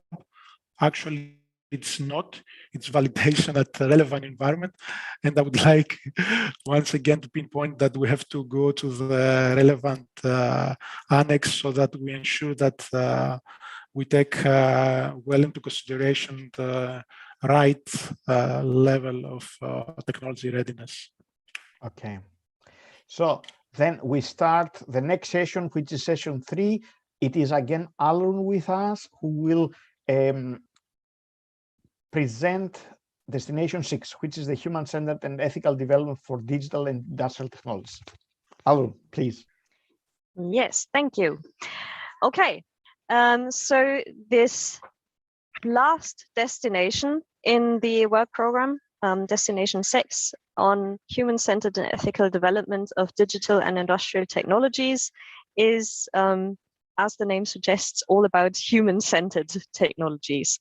So the goal specifically here for this destination is to build the trust in AI technologies and in internet technologies, to therefore basically generate secure, trustworthy, and understandable technologies, because I think you can all identify with the general human approach that you only trust those things you can actually understand.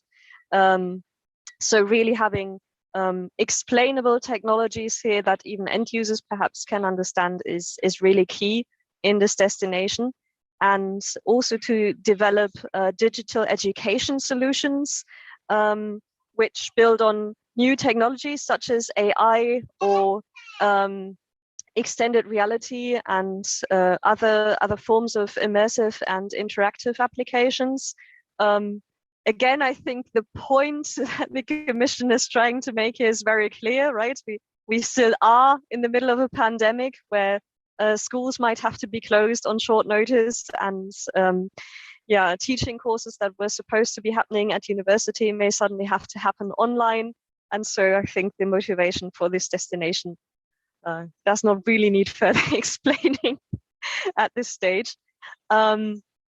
The challenges that are identified within this destination are therefore also quite obvious. One is that as far as education goes, we really need new infrastructures and new solutions for interactive and remote learning to support situations like a pandemic, or to allow more people access to learning facilities of all kinds.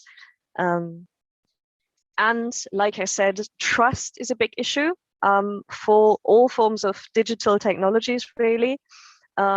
Particularly as far as internet applications go, we've seen the last couple of years, particularly again, unfortunately, surrounding the pandemic and the actions that had to be taken by governments. There was a lot of disinformation on the internet about this.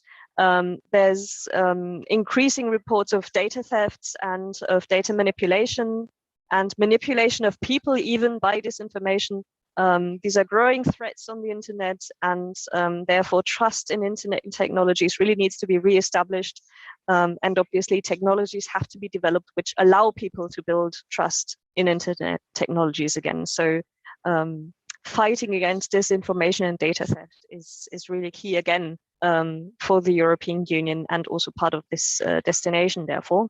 And as far as the job market goes, the consequences of a growing digitalization in the workforce and in industry processes must be compensated somehow, of course, because we cannot just have loads of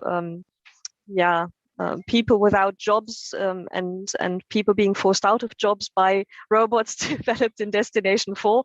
That is clearly not the goal of the European Commission here. So allowing digital education and re-education to use these new technologies that are being developed, and to allow for people to find let's say their space in the workforce surrounding robots and AI and all these wonderful digital tools also needs to be addressed somehow, and this is also part of this destination, therefore. The impact that this destination is supposed to have, as far as the Commission goes, is to have greater inclusion of European people through human-centric technology development, which takes into account European social and ethical values, as well as sustainability. So again, basically looking at all these European values, like gender equality, like inclusion, like not being racist for a change, even as far as AI goes. I think some of you may be familiar with some of these reports by AI recruiting systems that were really targeting a sort of racist approach to hiring people because they were unfortunately trained by the wrong data sets. This kind of thing should change, and the idea is that this destination is supposed to have an impact here.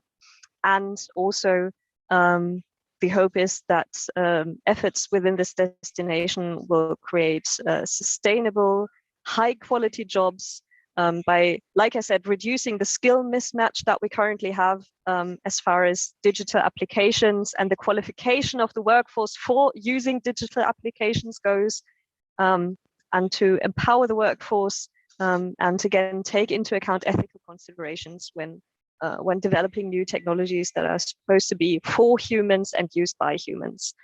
That is really the idea here. And in this destination, there are again two calls. The first call that is already open now deals mostly with internet technologies and with extended reality. And I will present some topics from this call in a second. And the second call in this destination is again to do with artificial intelligence, and is also part of this change in the work program. So topics within this call have actually been pushed back, so that they will now open in June and again have a deadline on the 16th of November rather than the 5th of April. So to jump right into the content, the first section that I want to present here is that on internet based on trust. And the goal here is to develop trustworthy digital environments, which are built on more resilient, sustainable, and decentralized internet solutions to empower end users so that they have more control over their data and over their digital identity, and to enable new social and business models which actually respect European values. And the first topic that I want to present for this destination, and indeed the only one that I want to present for this section, is Human 0103, Internet Architecture and Decentralized Technologies. This is a research and innovation action with an intended budget of around 11 million euros per project. As you can see, the topic budget here is only 22 million euros. So that would mean that the intention is most likely to fund 2 projects in this research and innovation action. There is actually no definition of a TRL in this case. So you are basically free to submit whatever you like, so to say. And because this is in the first call, the deadline for this topic is indeed the 5th of April again. The expected outcomes for this particular topic are a greener, more secure and resilient global internet based on a decentralized architecture stemming from the evolution of TCP/IP and the advent of distributed ledger technologies, which is abbreviated as DLT, and also based on blockchain technologies.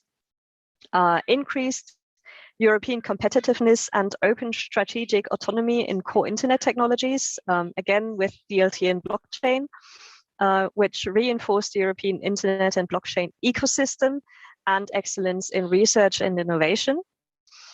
And also to develop a European ecosystem of top internet and blockchain innovators, so strengthening the European industry, or let's say the European market for innovators in this case, with the capacity to set the course of the internet evolution and strengthen the role of European internet standards. So you can see the goal of this this particular topic is, again, very lightly placed, basically to take on the rest of the world as far as internet technologies go, and to develop new business and sustainability models which are based on decentralized technologies and more specifically on open source, which, as you have seen in the last destinations, is generally a very big topic with the European Commission at the moment.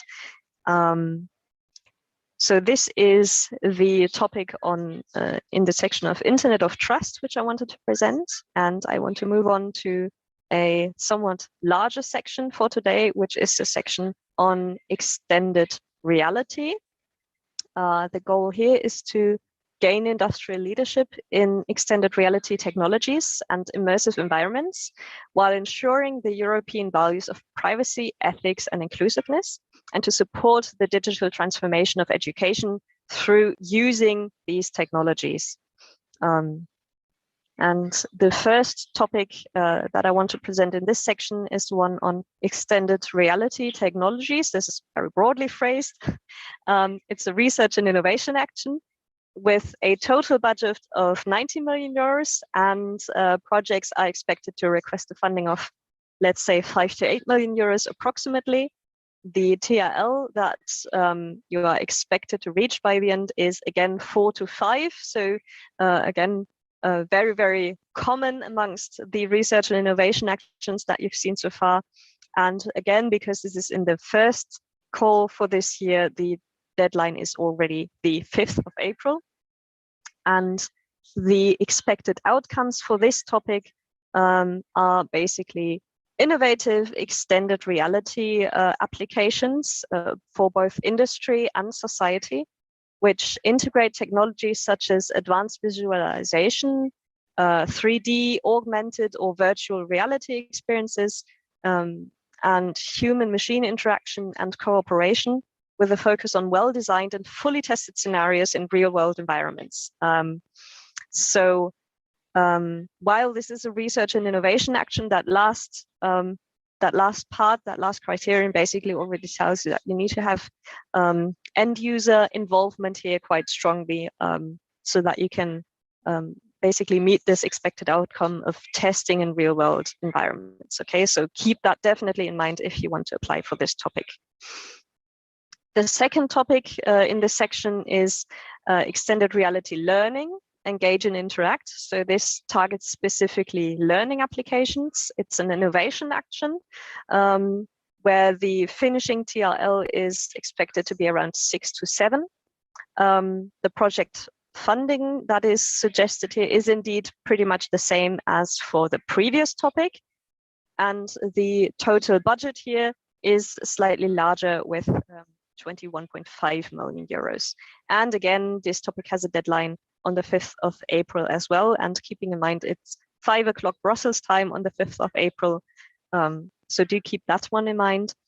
And the expected outcomes for this particular topic are to develop innovative extended reality applications for learning, training, and education, and to test and support the take-up of proven successful extended reality tools to make Europe a leader in cutting-edge technologies for education specifically. Okay, so here basically, yeah, let's say targeting the issues that we've all come to know during the pandemic with distance learning in universities and schools.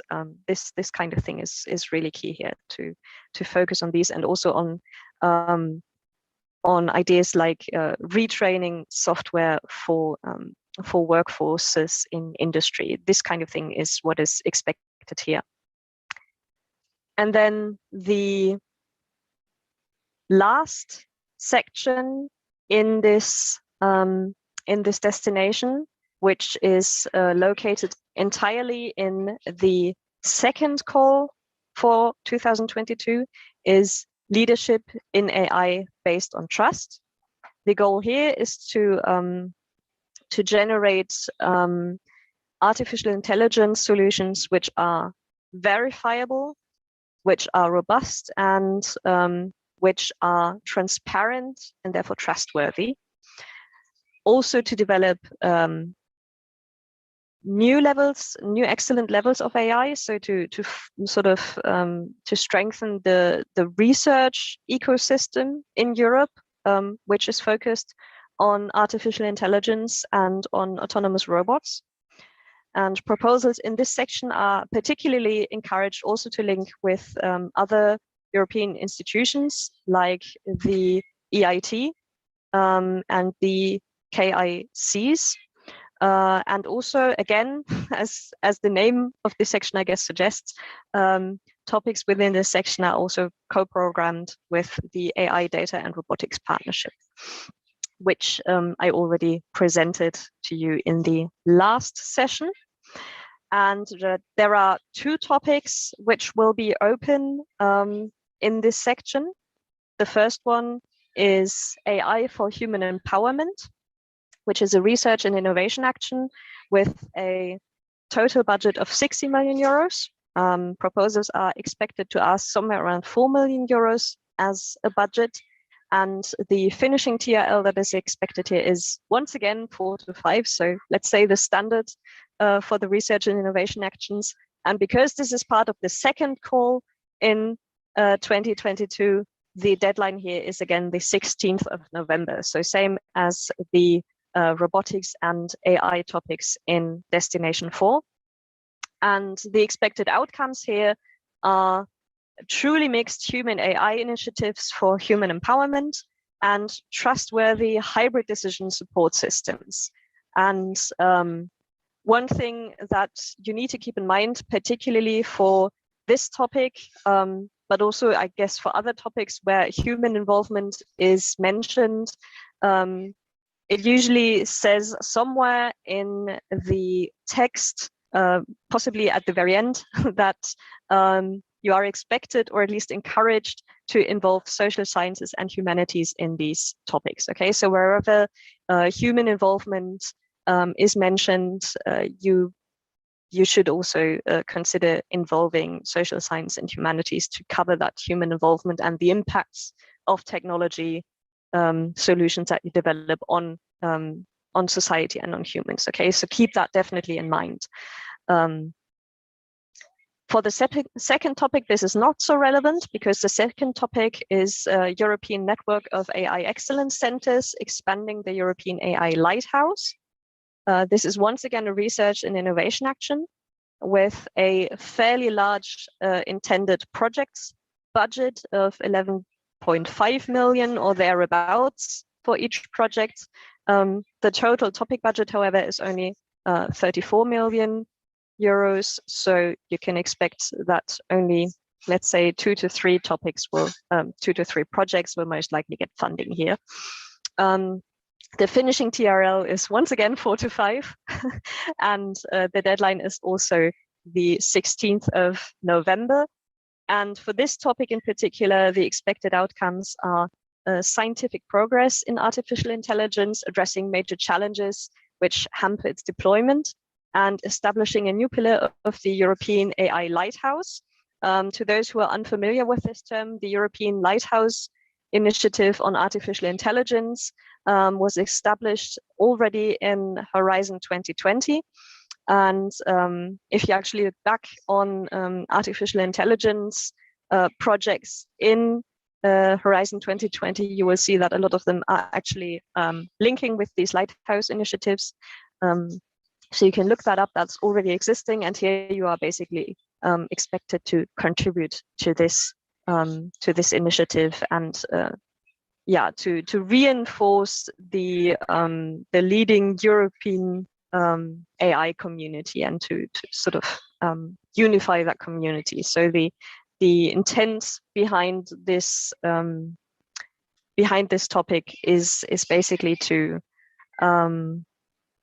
not to look so much at the application side of things, but really to make AI research in Europe as best as it can possibly be, and to therefore have a sort of competitive research system that can challenge the big players like Google, like Amazon, and other big tech companies that deal with AI. This is sort of the intent behind this topic.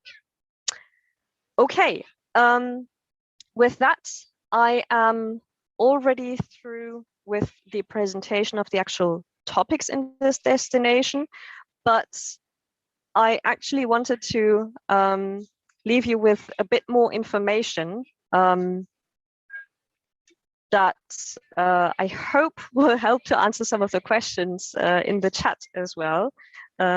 Because obviously I'm not a commission member, I'm an NCP, so I can hopefully provide you with a few additional little bits of information from my NCP experience and from the significantly vast experience of my NCP colleagues to basically help you with preparing your proposal for a Horizon Europe project. So if you look into the slides that you can download after this talk, you will find that I've added some links that you might find useful. So the first one is to the Funding and Tenders portal, which obviously you probably already know, but some of you may not know that you can also look at current and former EU projects online. So there's the Cordis database for that. So like I said, if you want to look up past projects dealt with the European Lighthouse initiative on AI. You can find them in Cordis and look them up so that you can link to them if you like. I also want to mention, and I think the Commission will probably be quite glad that I mentioned this, is also very recommendable to work as an expert for Horizon Europe. So even if you're not submitting a proposal yourself, you might want to work as an expert. The idea for the Commission there is, of course, that they have people who can evaluate proposals and who can help them generate ideas for the next work programs. But for you, the advantage is that you get to see other people's proposals, which might be quite helpful for you if in the future you want to submit a proposal yourself. So you can already have some experience with the evaluation process before you actually enter it from the proposer side, so to say. So it's very, very useful and very recommendable. And also, if you want to find your country's NCPs for different Horizon Europe clusters, you can do so on the Funding and Tenders portal. There's a search mask for Horizon Europe specifically, where you can enter which cluster you are looking for and which country you are looking for to find your individual NCPs, which should be quite helpful, I guess. And because I think this was already asked in the chat earlier on, I actually have a slide, how to find partners and join a consortium. Kim Rossi already said in the chat that the European Commission provides a partner search tool on the Funding and Tenders portal. So you are welcome to use that. This basically works like, let's say, a standard dating app. You can set up a profile for yourself to say who you are and what you can do. And you can look through other people's profiles to see if they match the skills that you are looking for your consortium. But this tool, let's say, has a somewhat varying success rate. Okay, so depending on which topic you are applying for, you might get very lucky and you might find a consortium through this partner search tool. But if it's the kind of topic where a lot of people are applying and there's a very, very large sort of closed community, then simply putting an advert for yourself on the Funding and Tenders portal may not be enough to get in. So there are other ways to do that. The first one is always and ever, and always will be, to use your own networks.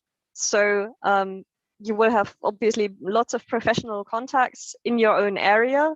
Use those. They will again have professional contacts in the area. And so, you know, through hearsay and I have a friend who has a friend and their neighbor's dog said that so-and-so, you might find it easier to actually join a consortium than going through the Funding and Tenders portal. So definitely use your professional contacts, first of all. And also use the Cordis database. Look at past projects, find who is the coordinator for this past project. If it's something to do with the type of research or the type of innovation that you want to join, contact this coordinator and ask if they have a follow-up project that you could join. This is also a fairly easy way to join a consortium without having lots of contacts. Okay, so if you happen to fill a gap that is there for a follow-up project, this is an easy way to find out. And more particularly for cluster 4, and more particularly for the topics that are already open now and which have been presented to you in these last 3 sessions, there has been a matchmaking event organized as part of the last Commission Info Days in December. And the platform for this matchmaking event is still open for registration. So if you click on the link on the bottom of this slide, you can join this matchmaking event. And it's basically similar to the search function in the Funding and Tenders portal. So you can set up a profile for yourself there and you can look in the matchmaking event who else has been showing interest for a particular topic, and you can interact with them and set up meetings and hopefully form a consortium through that way. So this I also strongly encourage you to do. This platform will be open until the first deadline for 2022, so until the 5th of April. So you can still use that platform until then. And something else that I wanted to leave you with, because I hope it will be useful, is some advice that we've gathered over the last couple of years on writing proposals, because some of you may be wanting to become a coordinator in Horizon Europe, and if you're doing this for the first time, then you should be aware that as the coordinator, you will probably be the one writing most of the proposals. So you really need to know what you're doing, because otherwise it is a hell lot of work. And obviously you want the best possible text in the end to justify all the work that you've put in by actually receiving project funding. And so what we found is very helpful for getting evaluated quickly and positively is that your proposal should be enjoyable to read, okay? Because those of you who've already been evaluators themselves will know this, but for everyone else, you need to consider that there's only so many evaluators for your cluster, and they have a lot of project proposals to go through. So the easier it is for them to read your proposal and to understand quickly what you are on about, the more likely it is that they will feel positive about your proposal and will therefore give you a high ranking. So use clear language. Don't use abbreviations unless you are explaining them somewhere, but don't use abbreviations simply assuming that everybody knows what your meaning is for these abbreviations. Also, explain your approach and its novelty. So where it goes beyond the state of the art, explain that as comprehensively and as easily understandable as possible right from the start. So don't assume that your evaluator is sort of from the same area as you and therefore knows exactly what the state of the art is. Explain it properly, be concise and be to the point. And something it's perhaps surprising that I have to say this, but I have to say it. Make sure to read the topic content and to understand it, and then to cover it in your proposal. Okay, you'd be surprised how many proposals we read coming close to a deadline where it's very well explained what people are trying to do, but it's not explained in any way what it has to do with the topic content or with the expected outcomes. Okay, so we always suggest starting off the excellence section with a kind of table where you name quite literally just cite the expected outcomes that are in the topic text, and then on the other side of the table say what you're going to do that relates to these expected outcomes. Something like that is always very helpful, because otherwise you'd be surprised how often it gets lost and how often people forget to actually cover the topic content. Also, when you're writing, especially the excellence part of your proposal, don't forget to include the EU strategic goals and any strategic goals of partnerships that have been involved in designing a deal should be mentioned in your proposal if you're applying for a topic that has anything to do with sustainability. Okay, this definitely needs to be in there. So overall context is important, and this is also why I linked the strategic research and innovation agendas of the partnerships, because again, this is to do with context. This is to do with filling your excellence in your impact sections, basically.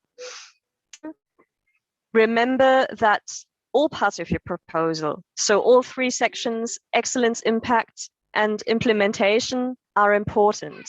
But for innovation action, okay, so spend effort on those three sections. Don't think that one section is less important than the others and just skip over it lightly. Okay, they all need to be covered because they all go into the ranking in the same way. And with regards to impact, prove what you're saying. Okay, so if you have any kinds of numbers or any kinds of case studies, anything to underline what you are saying in your impact section. Put that in. Don't just make claims. Okay. Definitely put something in. It's kind of the same as doing research and then citing other. You need to prove that. And Kimmo Rossi and his colleagues already mentioned that. Mind the page limit. It seems like an obvious one again, but again, you'd be surprised how many people don't mind the page limit. This is a hard page limit, okay? So what the Commission people were saying about 45 pages, this is a completely hard limit for your actual text section. So part B of your proposal template, okay? After 45 pages, the file that you upload will be cut off. So anything that was beyond the 45-page mark will not be read because it will simply not be there when evaluators actually get your proposal. So keep that in mind. And make sure to have as many people as possible in the loop, okay? Even if you are the gleich, mein Schatz, even if you are the coordinator, and even if you find yourself in a situation where you have to write the proposal all by yourself, make sure to involve the other project partners to get their feedback and to get feedback from a third party who's not involved in your project and who therefore has the sort of perspective of an outsider on your proposal. This goes back to explaining things to people who are not from your field, okay? So anyone who's not exactly from your project might be able to see whether you've explained properly or not. And again, very, very important, Kimmo Rossi already said this, don't submit your proposal at the very last minute.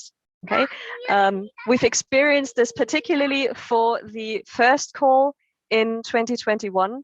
The funding and tenders portal broke down several times towards the deadline. So a lot of people were having trouble that parts of their proposal were suddenly not there anymore because the funding and tenders portal had crashed as they were pressing save. So they had to go back and redo those sections again.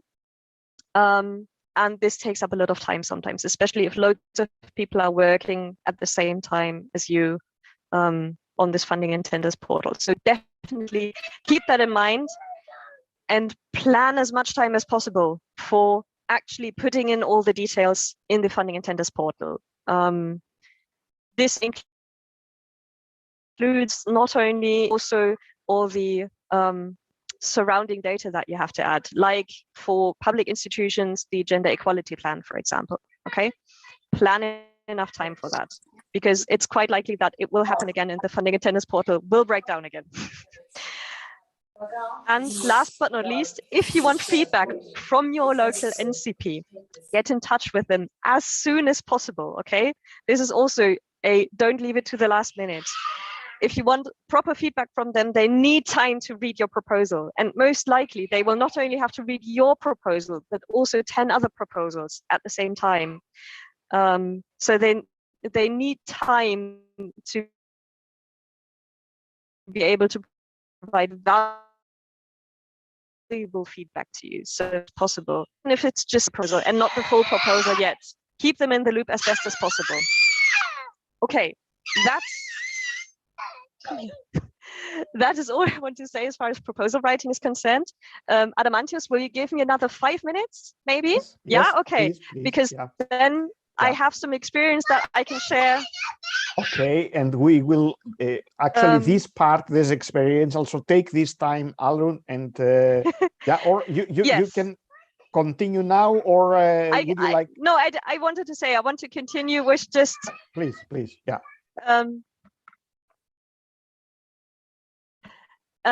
So we have some experience from Horizon 2020 evaluations that we've collected over the years and that we want to change. And I just need to switch on my daughter's tablet again, hang on.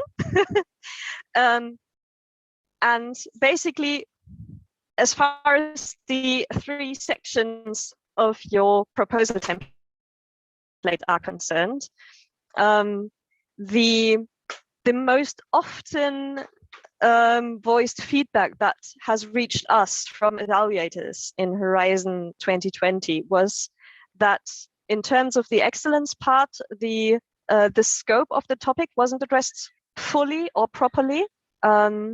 So this is something that you definitely need to keep in mind, that you're not just addressing the expected outcomes, but also the scope of the topic. Also in the excellence part, evaluators often found that the state of the art was not explained properly to them. So anyone who is an evaluator and who is not exactly from the field of the topic may not know the state of the art properly. And if you don't explain this fully, then they will be unable to see where your innovation potential is. Okay, so where your project idea goes beyond what is already there. So this is really, really important, and apparently it hasn't been addressed properly by a lot of proposals in the past. So definitely keep this in mind. In the impact section, most generally, the impact has not been addressed properly, is what evaluators often say, or it is unclear how these impacts are supposed to be achieved. And this again goes back to my comment basically on providing case studies and providing numbers. Okay, if you have this kind of sort of hard facts in that impact section, then it's much clearer to evaluators what you are trying to do and how you are trying to do it. Also, keep in mind for the impact section that dissemination and exploitation plans are very important, especially for innovation actions.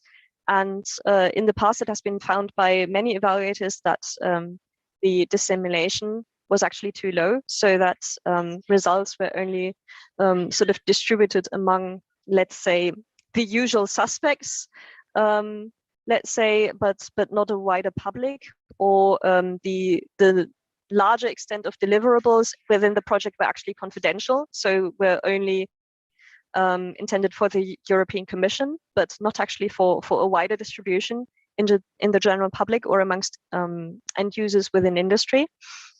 So this is something that you need to keep in mind, and your exploitation plan must be very specific, or let's say at least as specific as you can make it, put it that way, because in the past, evaluators often found that the statements made in the exploitation plan were very generic and weren't actually suited or not tailored to the specific project and to how specific project results might actually be exploited industrially. Okay, so this is something that you also need to keep in mind. And also the protection of intellectual property rights and the management of these intellectual property rights was often not covered sufficiently. This again goes back to the open strategic autonomy of the European Union. You want to keep your IP rights obviously as close to your heart as possible in your project, but it also needs to be made clear how you are trying to do this and how generally you are handling intellectual property rights within your consortium, especially if you have international involvement within the consortium. So definitely cover that.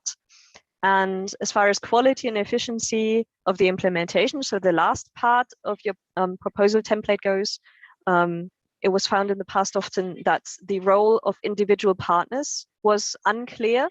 So they were in the consortium, but evaluators couldn't really understand what they were doing or how their contribution was valuable to the project. And also a comment that was made often, and particularly I think in the context of research and innovation agendas actions, was that end users or industrial partners were not represented adequately. Okay, so even with research and innovation actions, like I said, you want to avoid a consortium that is extremely research dominated. Okay, you always want to have end users involved in your consortium so that they can provide a perspective of where your technology development or your research idea is supposed to be going in the long run. Okay, this needs to be covered. This is really important to the Commission and also to evaluators, so that really needs to be there. And also in this last section, you need to have a risk management plan. In this new template, this is really a table that you have to fill in. So there's not too much text that you have to write. But to a certain extent, that makes it even worse if it's very generic. Okay, so fill in this table, yes, but make it specific. make sure that you understand the risks of your intended project work and that you know how to circumvent them. And also make clear how you distribute your resources and why you need the funding and why the efforts that you're putting into a particular task, for example, are actually adequate for accomplishing that task. Okay, that also needs to be very clear in this section and has been sometimes overlooked in the past. Okay, that is all I want to say, really. I hope these last couple of slides have been useful for you. I hope that they will also answer some of the questions more often asked to my NCP colleagues so that you can spend less time on answering these standard questions and spend more time on actual proposal feedback and helping with getting the best out of a proposal.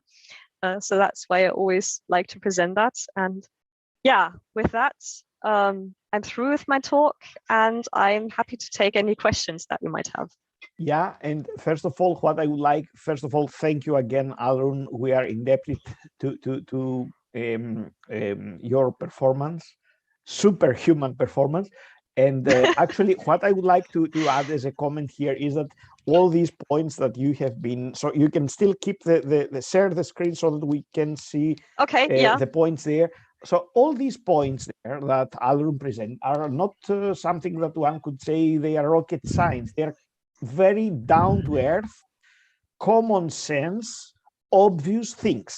So for instance, the role of the partners, that it is unclear. This is something we all face in proposals, or that the risk management plan is too generic and superficial. So it's not uncommon that people copy paste a table of risks from one proposal and then only change, replace with a new acronym of the new proposal. Actually, my feeling is that the reason that we don't have any more these project management section 3.2 was because people massively copied and pasted with very little adaptation. On the other hand, each project is unique, so there should be some unique risk management procedures, which means that it's not a good idea to necessarily copy paste things. And even in case someone feels there that, okay, I have presented everything so nicely in a past proposal, you may still need time to adapt it to the new context, which means that it's a pity that all these points where someone may fail and get a very low score in impact are not extremely difficult to cope with. And something else that I would like to mention, it is something that people, we all tend to think that excellence is something that it will mainly come from scientists, researchers that will take more ownership of section 1.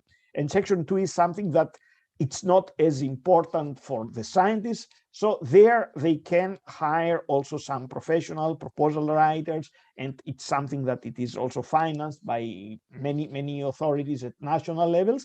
And I could report only about a case that happened in a proposal that was submitted in the summertime. The consortium had hired a consultancy company that was experienced, and they had a very good record. And this time, for some reason, they have totally underperformed.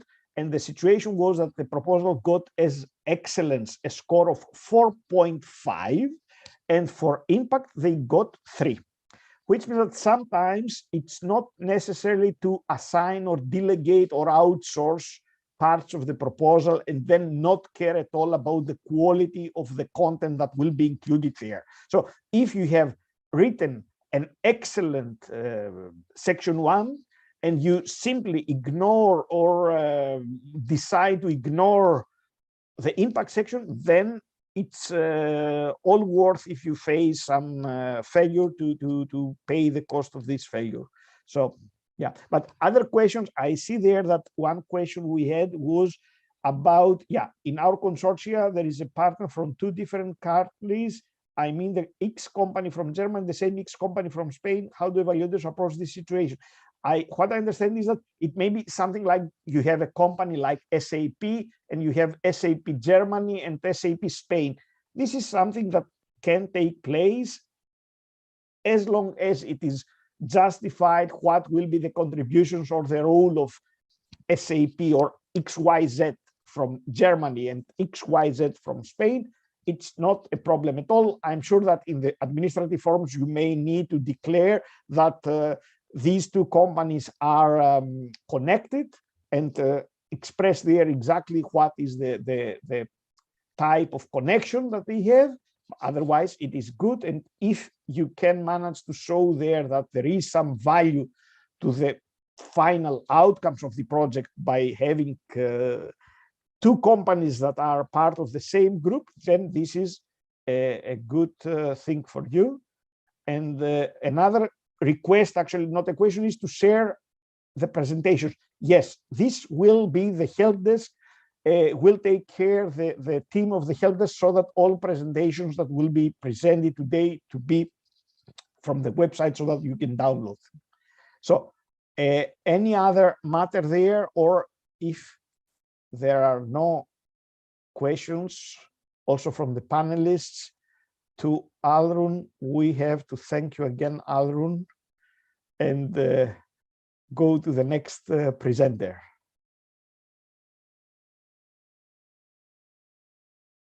I see there are no other questions. So in that case, we can, perhaps there is some problem with internet, I spot. So now our next presenter is Dr. Alexandros Kaloxilos, and some few information about Dr. Kaloxilos is that he's an active researcher since 1994. He has participated as a researcher in more than 20 projects realized in the context of EU programs and of national initiatives. From 2014 till 2017, he worked as a principal researcher in Huawei European Research Center in Munich, where he led the radio access network team in the design of 5G networks. And from 2019 until September 2021, he served as the 5G PPP Technology Board Chairman, while during 2016, he was the Vice Chair of the 5G Public-Private Partnership Architecture Working Group. And since October 2019, Dr. Kaloxilos is the Executive Director of the 5G IA. During the past 2 years, he has been actively involved in the preparation of the Smart Networks and Services joint undertaking, which will be also the subject of your presentation today with us. So the floor is yours. Thank you very much, Armandie, and I would like to thank the organizers for this very nice opportunity to be here today and present some information about the Smart Networks and Services joint undertaking. Let me just say that the joint undertaking is essentially a partnership between the private side and the public side. The private side is represented by the 6G Smart Networks and Services Industry Association. It's a non-for-profit organization. It's placed in Brussels, and you will find as members of these associations all the key European players. Actually, we have several of the global players as well as members through their companies that they have in Europe. So today I'm representing the 6G Industry Association, and the Smart Networks and Services partnership has been recently established, but it was the work that took place for almost 2 years, 2 years and a half. A lot of people have been working to prepare a proposal that was accepted by the European Commission, and very recently has materialized into a joint undertaking. It has been supported by a number of associations. So apart from the 6G Industry Association, until a few months ago, we will call ourselves a 5G Industry Association. So now we are the 6G Industry Association. It was supported by the AIoTI, the CISPE Cloud, the Network Europe, and NESI, European associations with all key players that represent more than 1,000 organizations from industry, SMEs, and research and development centers and universities. As you see, the total funding for the next 7 years is 900 million euros to be matched by additionally 900 million euros from private side. What you see in the slides, and as Adamantios said before, the slides will be shared with you, so these links are going to be available. The proposal and the JEU are based on some very specific document. On the right-hand side, you see the European vision for the 6G network ecosystem.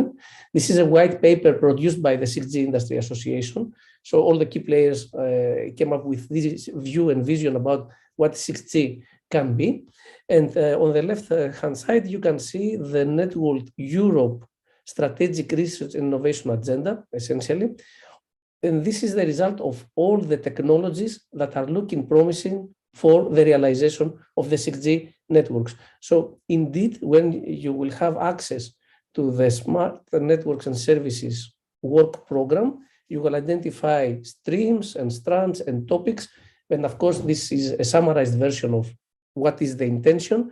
But if you want to have the complete picture, this is, for example, this document is a very large document of roughly 300 pages. So you will see in very much detail the technologies that are looking promising and what we have in mind. And of course, at the same time, you can test the vision that is anticipated from the private side in Europe about the 6G networks. Now, since the time of the proposal, the SNS is planning to serve several strategic objectives.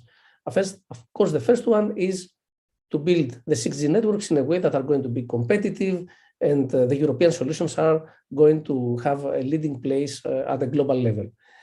So first of all, we need to work on the research to develop the new networks. The second one is to prepare some new and very demanding applications like the Internet of Senses, very advanced augmented reality and virtual reality solutions, the digital twins, the holographic type of communications, all these services and applications that we know that they will be with us after, for example, 5 or 10 years. And we need to work on how to implement the networks to support such advanced services. A third very important and business-related objective is to reinforce Europe's technological leadership. We have several advantages in Europe, and 6G is going to be another race, like it was, for 5G and 4G. And Europe has to remain at a leading position. Additional objectives is the safeguard of European values in terms of security and privacy. This is something that we take a lot of pride, of course, in Europe. There are even several solutions that have very deep impact in the preservation of the European values and the everyday life of the citizens. And finally, enable a massive digital and green transition towards low carbon footprint of vertical industries. The task here is to enable the digitization of the vertical industries and support that the communication systems and the vertical industries themselves are able to require much less energy than it is today.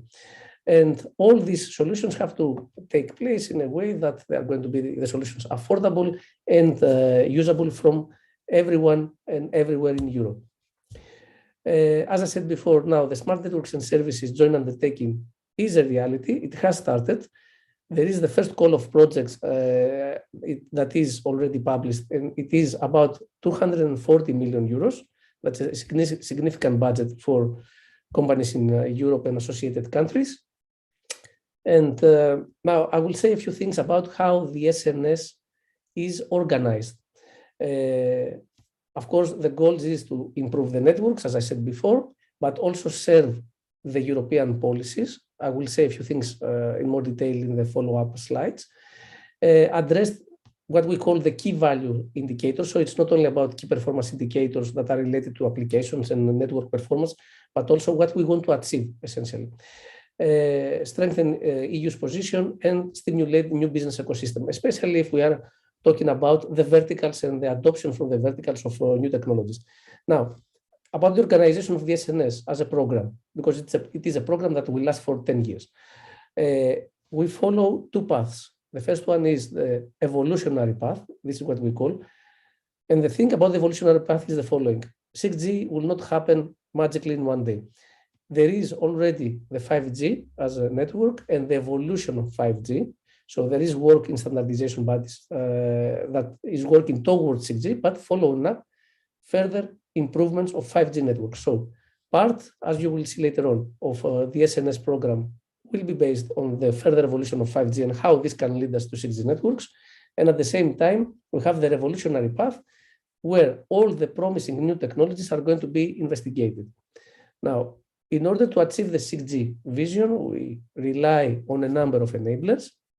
This includes cybersecurity, high-performance computing, artificial intelligence and machine learning, IoT technologies, etc. So as the combination of the evolutionary path and revolutionary path based on the enablers will lead us to the deployment, the design, and eventually the deployment of the 6G networks. I have in my presentation that will be available to you later on a number of links. Of course, here you see them as hyperlinks, but I can show you roughly these links will lead you to the mission of the 6G SNS. The 6G SNS is the JU, and we have a dedicated office that will handle the calls. So it's not happened by the company that I represent, the 6G Industry Association. The 6G SNS is, as I said, a dedicated group. Now, you will see all the roadmaps, information that is quite important for you to navigate and understand what is the structure, about the governance, the governing board, the executive director. These are very important documents about the work program, the strategic research and innovation agenda that are fully and public available to all. Of course, what is quite important, the SNS work program, where you will see all the first calls for proposals and more information at the funding and tender opportunities. So the site that you can find in the EU. This takes slightly longer time. So, okay, that's the one. This is the site. Now, the first call is open already on all streams. We have 4 streams. I will explain which these are. The closing date is the 26th of April. As I said before, all this information will become available to you as soon as you will have this presentation at your laptops. Okay, so going back to the presentation, if I manage to do so, okay. As I was saying before, there are several objectives, and it's not only about having the improved networks. It is about meeting some objectives for the European Union. The European Union and Horizon Europe has key strategic objectives like having solutions about the strategic autonomy in Europe, digital and green transition, human-centered technologies. Another strategic objective is about having this digital-led, circular, climate-neutral and sustainable economy. And of course, as I said before, foster European technological leadership in digital technologies. So this time, the joint undertaking is not about the technologies, how the technology will help us match these policies. So the scope is broader than before. It's not only about network performance. It's about economic implications, building business ecosystems, targeting the EU policies, consider a full value chain approach from the end devices to cloud solutions to the end services, consider requirements from related technological fields like AI and machine learning, high-performance computing, microelectronics, photonics, IoT, and blockchain technologies.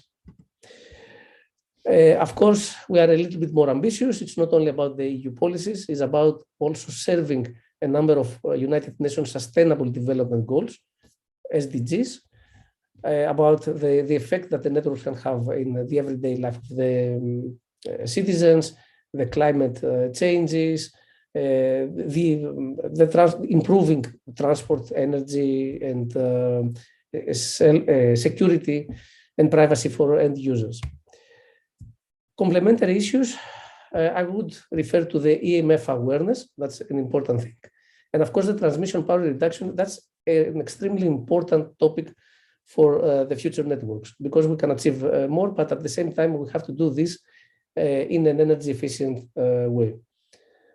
Target the 6G KPIs. This is something that we all expect, and everybody has seen already some numbers about throughput, reliability, doing everything faster, more reliable, with shorter delay, with increased spectral efficiency, but also at the same time, as I was saying before, target the key value indicators. So trying to identify specific results for things related to democracy, like privacy, fairness, digital inclusions, but also about sustainability, business value, economic growth, or innovation. In principle, the goal of the SNS is to mobilize the European ICT sector, universities, SMEs, large players, so that we can build 6G experimental frameworks and provide solutions that will help us achieve a unified global consensus. That's a very important thing. Like we have done in 4G, 5G, now in 6G, the solutions should be globally accepted so that we have the expected impact at a global level. And all this target to have a preservation of the EU competitiveness and sovereignty preservation as we have right now. So we are in a good position, but again, the 6G, the race for 6G is quite important and challenging, and the European community has to rise to the occasion. In this activity, we also have at the center of several activities the vertical industries. So the digitization of the vertical industries and their involvement in this process is quite important. But also, as I said before, the SMEs and the RTOs in Europe. Now, going to the structure of the SNS, there are 4 streams. 2 of them are related to the evolutionary path, I was saying before, and 2 of them on the revolutionary path. The CSA is the coordination and support actions, so projects that help the governance and the communication between the projects that we have in these 4 streams. Going now to the evolutionary path, you will see that we have stream A. This is about doing work to establish some solutions that are related to the current evolution of 5G. So release, for example, 18 in 3GPP, always targeting the 6G as the ultimate target. And on the right-hand side, you see stream B, which is half of the budget roughly. So what you see here, the numbers is roughly the budget from the 240 million euros. So half of the budget is about revolutionary technologies to help us advance towards 6G. And we have these 2 streams.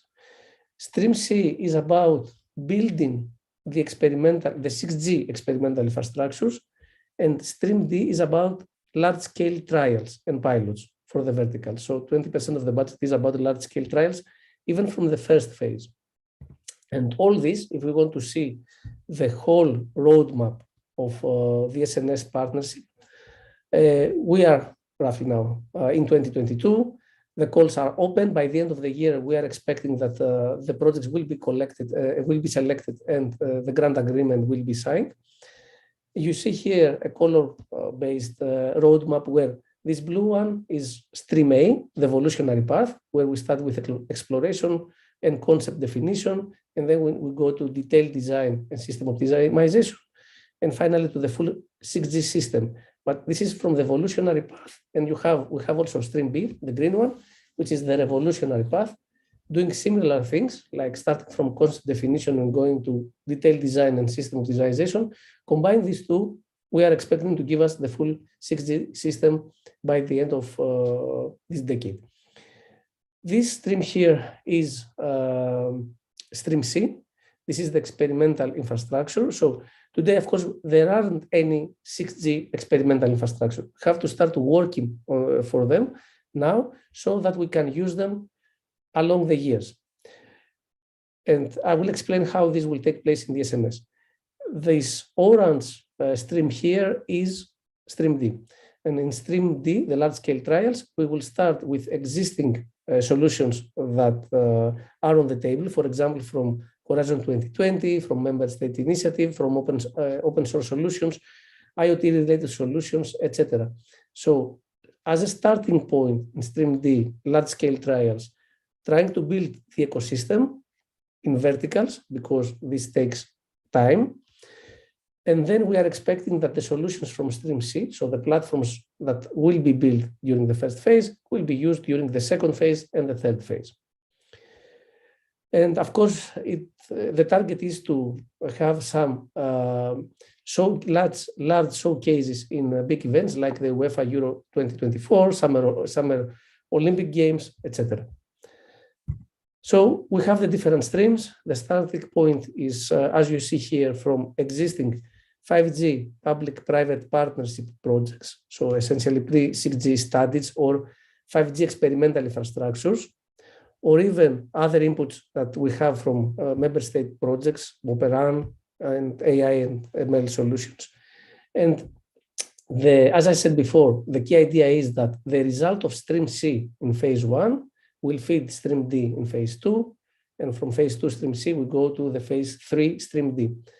At the same time, Stream A and Stream B, the evolutionary technological research and innovation activities, and Stream B, the revolutionary one, the solutions that they will provide, they are going to feed Stream C and Stream D projects. From the first phase of Stream C and Stream D projects, we are expecting that new requirements for KPIs and KVIs will arise, so that they will feed Stream A and Stream B projects in later phases. And of course, and I will try to explain this in more detail in the follow-up slides, we are expecting that there's going to be some sort of continuation from the first phase to the second phase and the third phase for Stream C and Stream D. So we are not going to start from scratch. That's what we hope for. We're not going to start from scratch in every phase. If you have a question why we have dotted lines in Stream A here and here, this is because this is the evolutionary path. Now, going in 2025 or 2026, we still need to see if Stream A will continue throughout the whole lifetime of SNS. We cannot avoid it or neglect to investigate the evolutionary path now, but it remains a question if this will be the case after 4 years. Now, this is a fairly complex figure, but I will try to walk you through what we have in mind as key technologies and key topics in the SNS. And based on the time limitation, I think this is worthwhile to do it this way. So what you see here is a fairly standard view of a network, as we know it until today. So we have the services and the over-the-top service providers, the core network, the edge, the RAN, end devices, transport network, and this is fairly like a typical 5G architecture where we have the user plane connected to the data networks. This is an example. I'm not claiming that this is the 6G architecture. Nobody knows how 6G will look like, and a lot of people say that the boundaries between these domains like core, edge, RAN, these are going to blur a little bit. But just for the argument's sake, and in order to have it as a reference map, I will use it simply to identify what are the topics that we have in mind in the SNS JU. And as you see, it is end-to-end. So starting from the top, there are topics related to smart service development frameworks. For example, how to have a real-time zero-touch service provision, how to have a full end-to-end secure lifecycle management. In the core network, there are topics related to further improvement of the 5G service-based architecture, how to further drive the control and controllability separation between control plane and user plane, and how the coordination between user control and management plane can take place. Going to the edge network, novel programming models are needed because most of the solutions are expected to be in a distributed manner. So we have distributed management of computational tasks. And of course, hardware acceleration and flexible platforms are anticipated. Most likely they will be required. Solutions about wireless edge caching, so that we have the support of advanced and very demanding new use cases.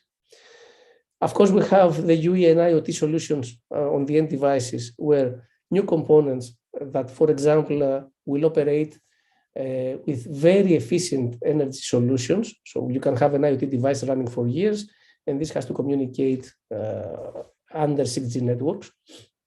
Going to 6G RAN.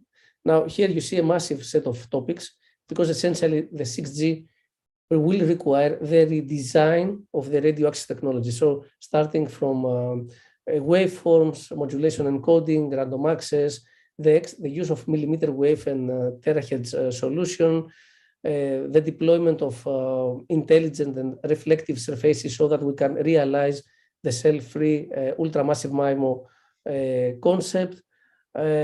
Hardware acceleration again is going to be on the table, because several disaggregated solutions like Open RAN are on the table and are under investigation, joint communication and sensing, etc. Then moving up from the 6G RAN to the transport network. For this one, we are discussing mainly about optical solution, photonics, the capacity scaling on the transport network, both in the backhaul, also it could be in the front haul as well, in combination, of course, with the RAN, the optical wireless integration. Here, at the same time, we are investigating about ultra high energy efficiency.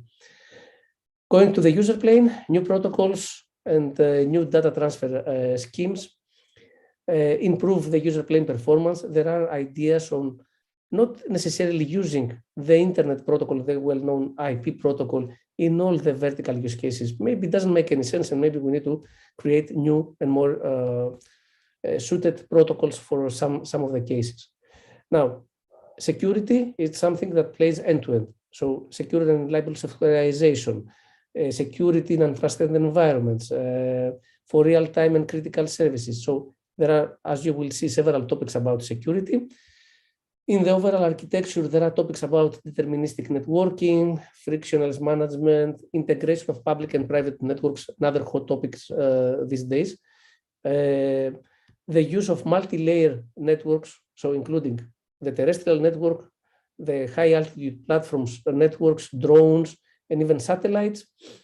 And of course, some transformative technologies like nano-things networking, and the use of AI and machine learning for telecommunication. And this is needed because these 6G networks are going to do very wondrous things and very complex things. And AI and machine learning is one way to deal about this complexity. Now, we have 4 streams, and I will try to compress the information, because truth to be said is that I have a lot of information to tell you. So, stream A, evolution path towards 6G. The focus here is on short and mid-term KPIs. But what KPIs? 6G is not really there, and there is no global consensus about the KPIs. Now, if you refer to the Smart Networks, to the Network Europe Strategic Research Innovation Agenda, they have done an initial work to identify what are the short, mid, and long-term KPIs towards 6G. So the focus in stream A is on short and mid-term KPIs. And this can be, or it is expected to be established even using the evolution of the 5G networks. The target for stream A is that the projects will have impact in standardization, because this is happening now, and it would be nice for Europe to have a concrete impact in standardization. And this is to help us achieve a very good placement in the overall global competition. The implementation concept, you will see that we have 7 topics. Each topic is one project. Each project is 6 million euros. So the idea here is that we have per topic one project. This you will see it's different from what we have in stream B, but stream A, one topic, one project. Each project up to 6 million euros. The stream A projects will try, they have been selected in a way that if we consider them together, they build a complete system. Of course, they don't have to work very closely together, but at least they can provide some system level interface specification. This will take place through the coordination and support action. So the topics have been selected that if somebody wants to take all the results and examine them together, it gives a very good overview of a complete system, but each project it is independent, and it should be treated like that. Moreover, because AI techniques are expected to be widely explored in stream A project and in stream B, as you will see, one of the key outcomes that we want to have from this project is open data sets by the end of the project, to have the open data sets. And why this is important? This is important because AI is, you get the results depending on what are the models and what are the data that you are feeding. So if you feed to the AI solutions garbage, you will get garbage. And it would be nice to have some results that can be reused again and again and be used as benchmark from future projects. What are the topics? Green radio technology.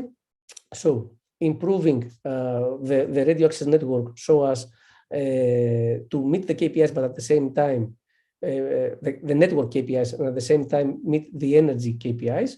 Ubiquitous radio access, which is mainly about coverage. So that's why you will see topics related to non-terrestrial networks as well in this topic. Sustainable capacity networks, consider this as the main topic in Stream A for opticals and photonics in the transport network. Evolve architecture for global green systems, so how to achieve energy efficiency, but at a global level, at the level of the complete architecture. The edge computing evolution, how to deploy solutions at the edge network. Trustworthy and reliable end-to-end connectivity software platforms. This is about security and software provision in a secure manner. And the last topic is about real-time zero-touch service technologies. Going to Stream B. In Stream B, this is about the long-term challenges, the long-term KPIs.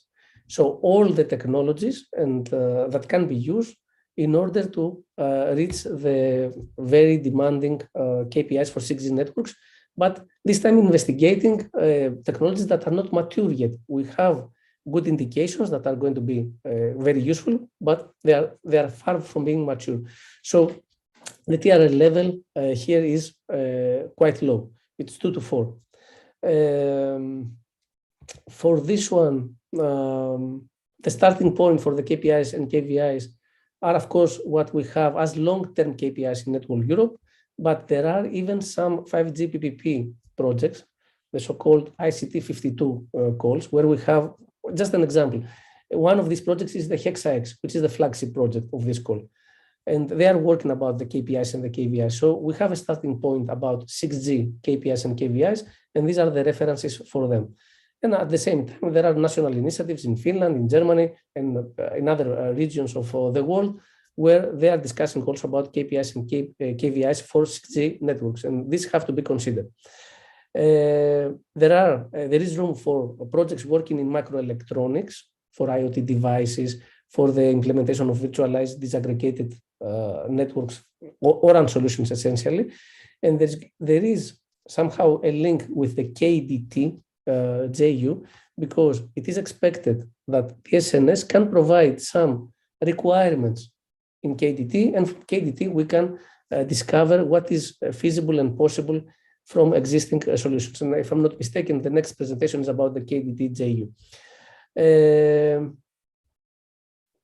Now, there is also a so-called flagship project, and I think this picture will serve to make a case about the flagship projects and the overall Strand B. Now, Strand A, as I said before, one topic, one project. Here, the situation is a little bit different. We have 4 strands, one for the system architecture, one for the wireless communication and signal processing topics, one about communication infrastructure technologies, including transport, non-terrestrial networks, IoT devices, short-range communication. So a number of communication infrastructure. And finally, Strand 4, secure service development and secure service deployment and provision and security. And we have the holistic system. The holistic system, you can consider it as an end-to-end flagship project that will consider the technologies to be produced by projects in these strands and provide back new KVIs and KPIs. And there's going to be a coordination of the holistic system with the 6G industry association working groups.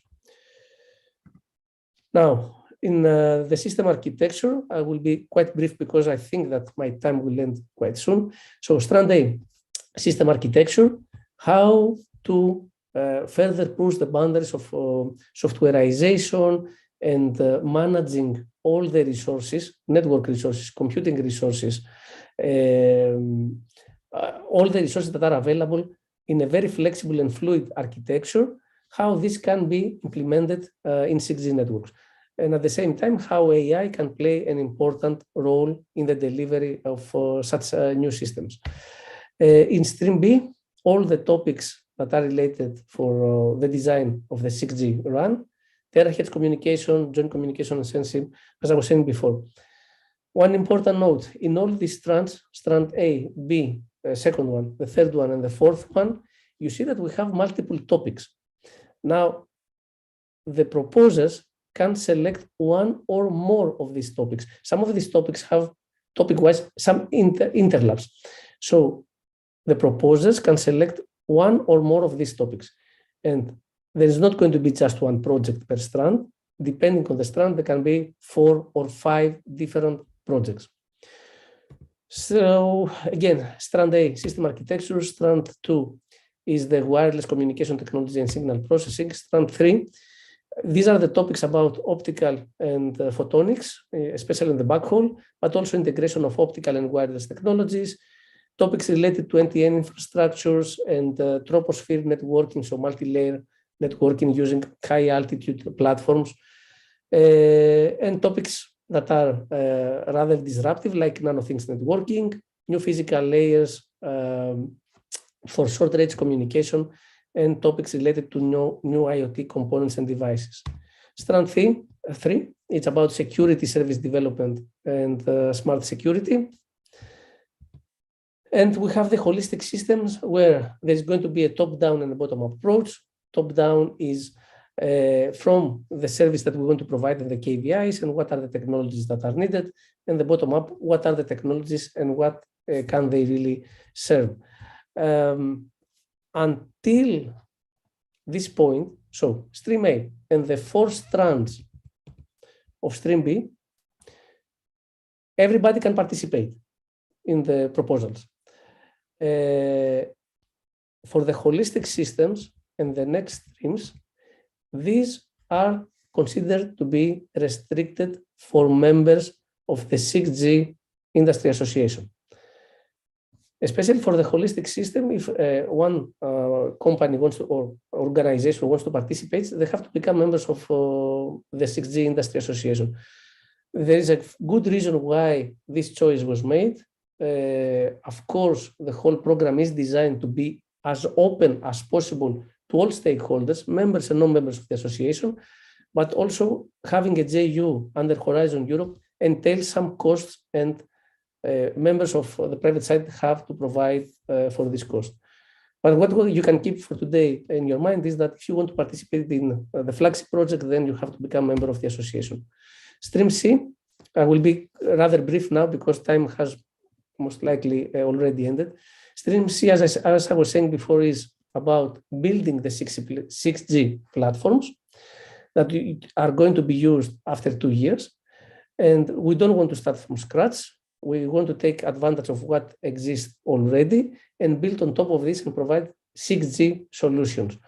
They can be end-to-end, they can be disruption-friendly, so we can put all the nice goodies of artificial intelligence, high-performance computing, cybersecurity, etc. They can be located in more than one locations and interoperate, but the important thing is to use technologies and support that may continue after the end of the project.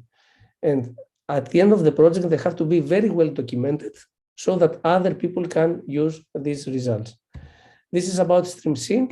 Stream D is the large-scale trials. We have similar principles like Stream C.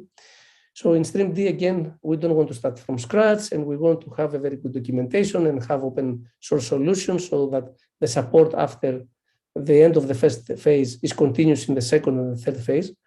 But the main topic in Stream D is to build also the ecosystem, bring on board the verticals, mobilize the business ecosystem in Europe so as to understand and find specific advantages on using the beyond 5G and 6G solutions. Now, this is about StreamD. Some suggestions. I'm coming closer to the end of my presentation, and I hope you have found it useful up to now. Some suggestions. SNS is not only about connectivity, as I said before. Your proposals have to have a link to key value indicators like the Green Deal, the SDGs, the Cybersecurity Toolbox. These are, for example, the Cybersecurity Toolbox is one of the policies of the EU. Have clear targets for verticals or telecom services, what exactly you want to achieve. What is the benefit? Is it for the verticals or for the telecom services? Improve the networks. Identify opportunities for Europe. So if you're going to play with edge integration in the cloud continuum, what is the strategy? What is the benefit from your proposal or solution for Europe after the end of the project? Can you open a new business area where Europe will benefit out of it? Energy is a key topic in several proposals, but please try to target for clear gains. Security also is very, very important, but you have to provide clear, objective, and advanced solutions. And if AI and ML plays an important role in your proposal, make sure that you consider that how to provide data sets after the completion of your project. This is something that is going to be positively evaluated. Additional information, you can visit this link. You will find most of the slides that I have already presented today, plus the videos of a public information day we had a few days ago. So you can find all the information there, including the call conditions. So what is eligible, what is the ICOP incentive? You will find a lot of information there, and information that comes directly from DG Connect, from the public side of the partnership. If you are wondering, maybe you have already discussed this, if Turkey can participate in the calls and if, what is the current status, this is the link that you can follow. And of course, you can always check with your NCP. Now, as a couple of things that I would like to show to you before going to the last slide. 1 second for me to discover. Okay, there is in the SNS indeed a brokerage platform, a matchmaking site like it was discussed in the previous presentation. And this is the link for this, the snsbrokerage.eu. I will try to put this in the comments of the presentation. And just to give you also an indication about the breakdown of the budget, as I was saying before, Stream A, it's 6 million for each project.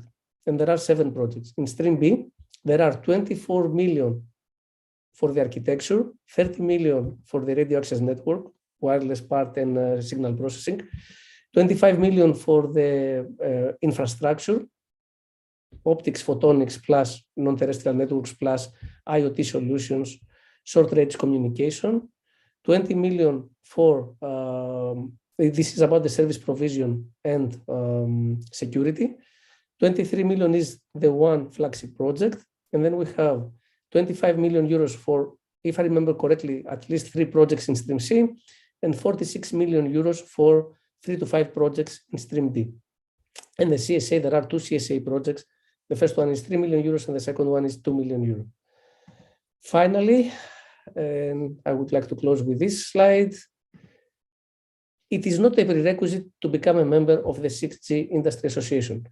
Most of the calls, more than 70% of the budget is for everybody. Everybody can participate. Even in Stream C and Stream D, where the core teams should be members of the association, a significant part of the budget, 20% in Stream C and 40% in Stream D, in the large-scale trials, is open through cascade funding to members and non-members, so everybody can participate. And I think this is a very good opportunity. However, having said that, if you become a member of the association, and we have members from Turkey, from universities and SMEs, right now, in the past, we had also from large players from Turkey, you will be able to participate even at the restricted calls. If you become a member, you are contributing to in-kind contribution of operational cost. Essentially, this is the difference between the cost that you are claiming and based on the funding grade, what you are going to receive. You will increase the possibility of being selected in proposal consortia, because you contributing to the targets of the SNSJU. You will be able to contribute to the shaping of the European vision by participating in all the 6G Industry Association working groups. And at the same time, you will have a voice to contribute to the follow-up versions of the SNS Research and Innovation Work Program. So the first work program is done and the first calls are open in the air, but I can tell you that we are start working on the second phase. So if you want to participate, have a voice and help us shape up the follow-up work programs, your chance will be through becoming a member of the association. And finally, you will have an excellent opportunity for networking, as all the European key players and several global key players are already members to our association. And here is the link if you want to have additional information. If you have any questions, even after the event, this is my email address and this is the website of the association. Thank you very much for your patience. I hope I didn't took too much time, and I'm open for questions. Thank you, Alexandros. And I see that there is one question. If you could repeat which streams are only for joint undertaking members, but I think that this was also answered. And yeah, please. Yes, what I can say is the following. In Stream A is open for everybody. Stream B open for everybody apart from the flagship project. So strand A1, 2, 3, and 4 are open for everybody. And the flagship is for members of the association. Stream C and D are restricted, but in Stream C, we have 20% set aside for Cascade funding, and in Stream D, 40%. And for the Cascade funding, everybody can participate. It's open for everybody. So in total, 70% of the budget, and even more, is for non-member of the association. But as I was trying to say before, there are some clear benefits if you join us. Yeah, this is clear. Thank you very much, Alexandros. We have now to go to the last session. Actually, we had a delay, which is actually, it's like an achievement that we don't have much delay, because actually from the very beginning, we knew that it was too much information and content, and it was a very heavy loaded program and agenda that we had today. So we are only 15 minutes late, and I will now introduce our last speaker, our last panelist, and Marta. She's a member of APRE, and APRE is actually a partner in the Turking Horizon 2020 project.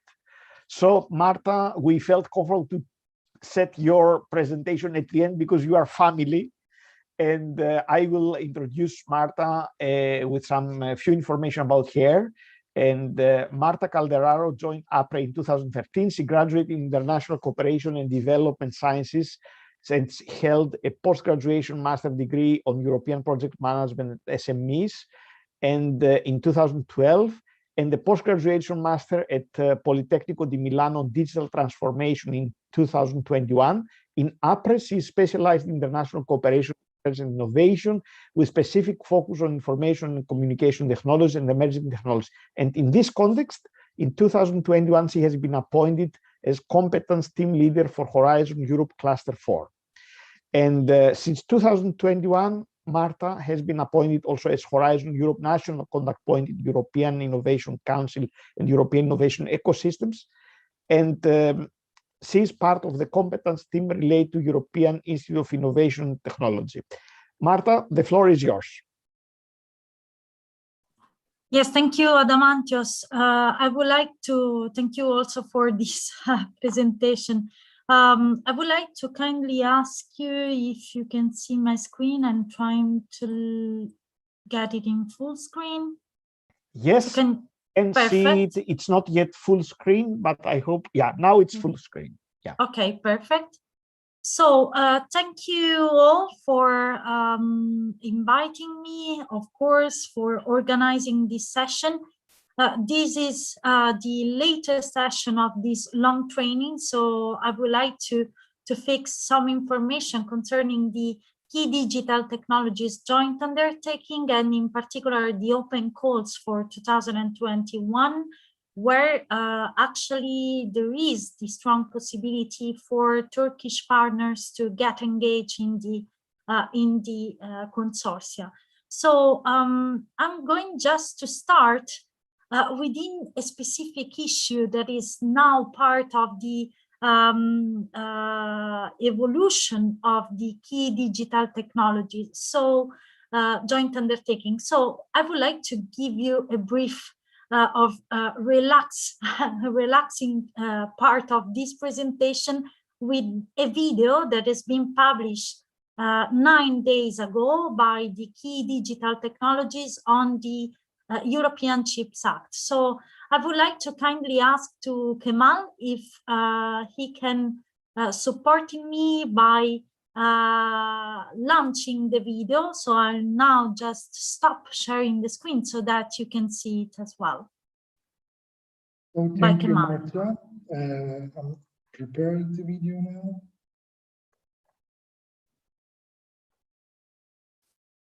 In the meantime, while Kemal is preparing it, okay, so I will be silent.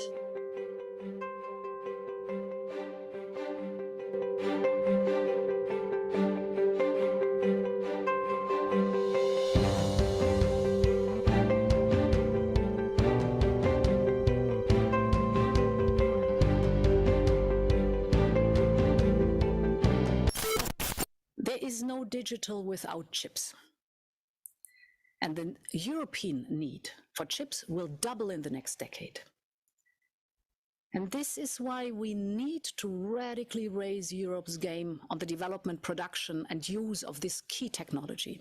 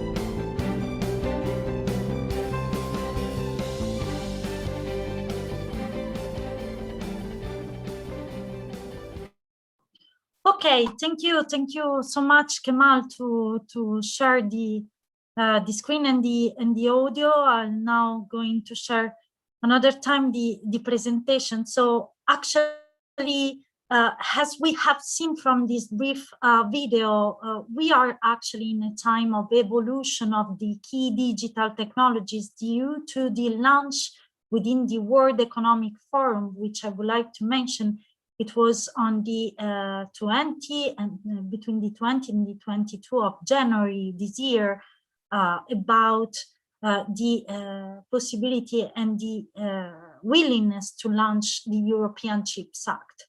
This was actually, this has been launched actually within the 8th of February and will have a huge impact on the key digital technologies joint undertaking. But we should have a look at the latest past. The key digital technologies joint undertaking has been entering into force just on the 30th of November 2021. And the first KDT calls of the 2021 has been launched in the 16th of December latest year. So we are talking about actually the evolution of another joint undertaking, which probably you know better, which was the Excel joint undertaking. That has become the Key Digital Technologies joint undertaking, and possibly in the future will become as well the CHIPS joint undertaking.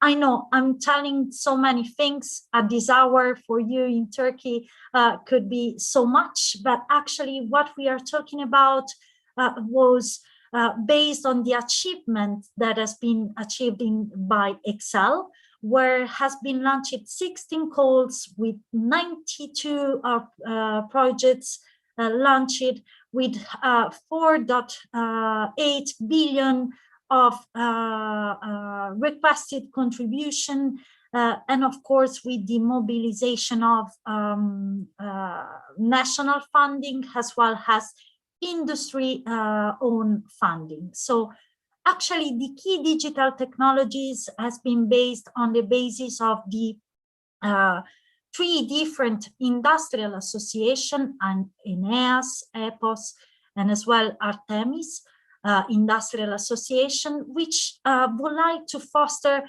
what is concerning the electronics components and system. So actually the 3 industrial association has been revised the strategic research and innovation agenda, in particular in 2022.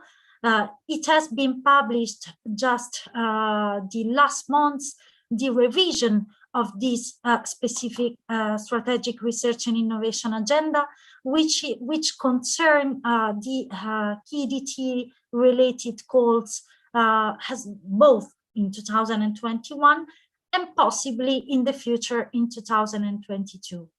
The strategic research and innovation agenda has been revised concerning the electronics components and system-based digitization, in particular taking into account the connections with AI, so artificial intelligence, Internet of Things, advanced control and edge computing, as well as to take into consideration the integrated photonics and flexible electronics, as well as the green electronics components and systems, and of course the RISC-V related components. As well, these take into account the connection within the quantum technologies and the connection with open source hardware.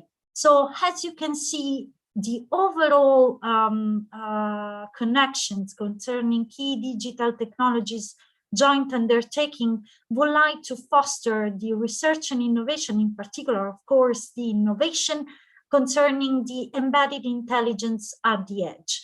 So actually, all the related open calls concerning Key Digital Technologies joint undertaking are based on the strategic research and innovation agenda that has been jointly edited by EPOS, Artemis, and Aeneas Industrial Association. So actually, if we would like to have a look to the strategic research and innovation agenda and the different components that are reflected within the open calls, these are based actually on the foundational technology layers, as you can see in the slides. So the system of systems, embedded software and beyond, components, modules and system integration, as well as process technology, equipment, materials, and manufacturing. These, of course, are going also to take into account all the aspects concerning edge computing and embedded artificial intelligence, the connectivity aspects, architecture and design, in particular concerning methodologies and tools, as well as quality, reliability, and safety and cybersecurity of the different components and systems. Within this specific open call and at the same time has structure in the strategic research and innovation agenda, the attention is to foster the adoption of those innovative technologies within specific application sectors. So mobility, energy, digital industry, health and well-being, agri-food and natural resources, and as well digital society. Of course, the strategic research and innovation is the main within the work program of the KDT joint undertaking, are the main reference documents that you should have a look at in the case you would like to participate in the future call that I'm going to present to you in a while.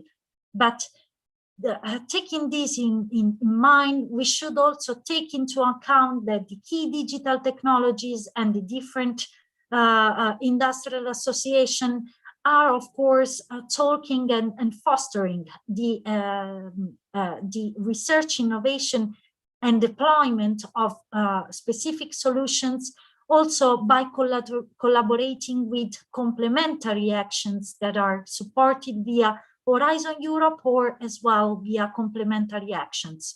So this slide would like to give to you an idea about which are also the different stakeholders that within the key digital technologies joint undertaking we should have a look at. In particular, AI, data and robotics as partnership that Arlon was mentioning previously, as well as the Photonics Industrial Association concerning in particular the integrated photonics circuits. But within also the Digital Europe program, where the European Commission is fostering the support of the Secretariat for the Alliance on Processors and Semiconductor Technologies. And of course, also with other complementary actions concerning the common European interest related initiative of microelectronics and the institutional partnership on smart networks and services and Euro HPC that you have listened above.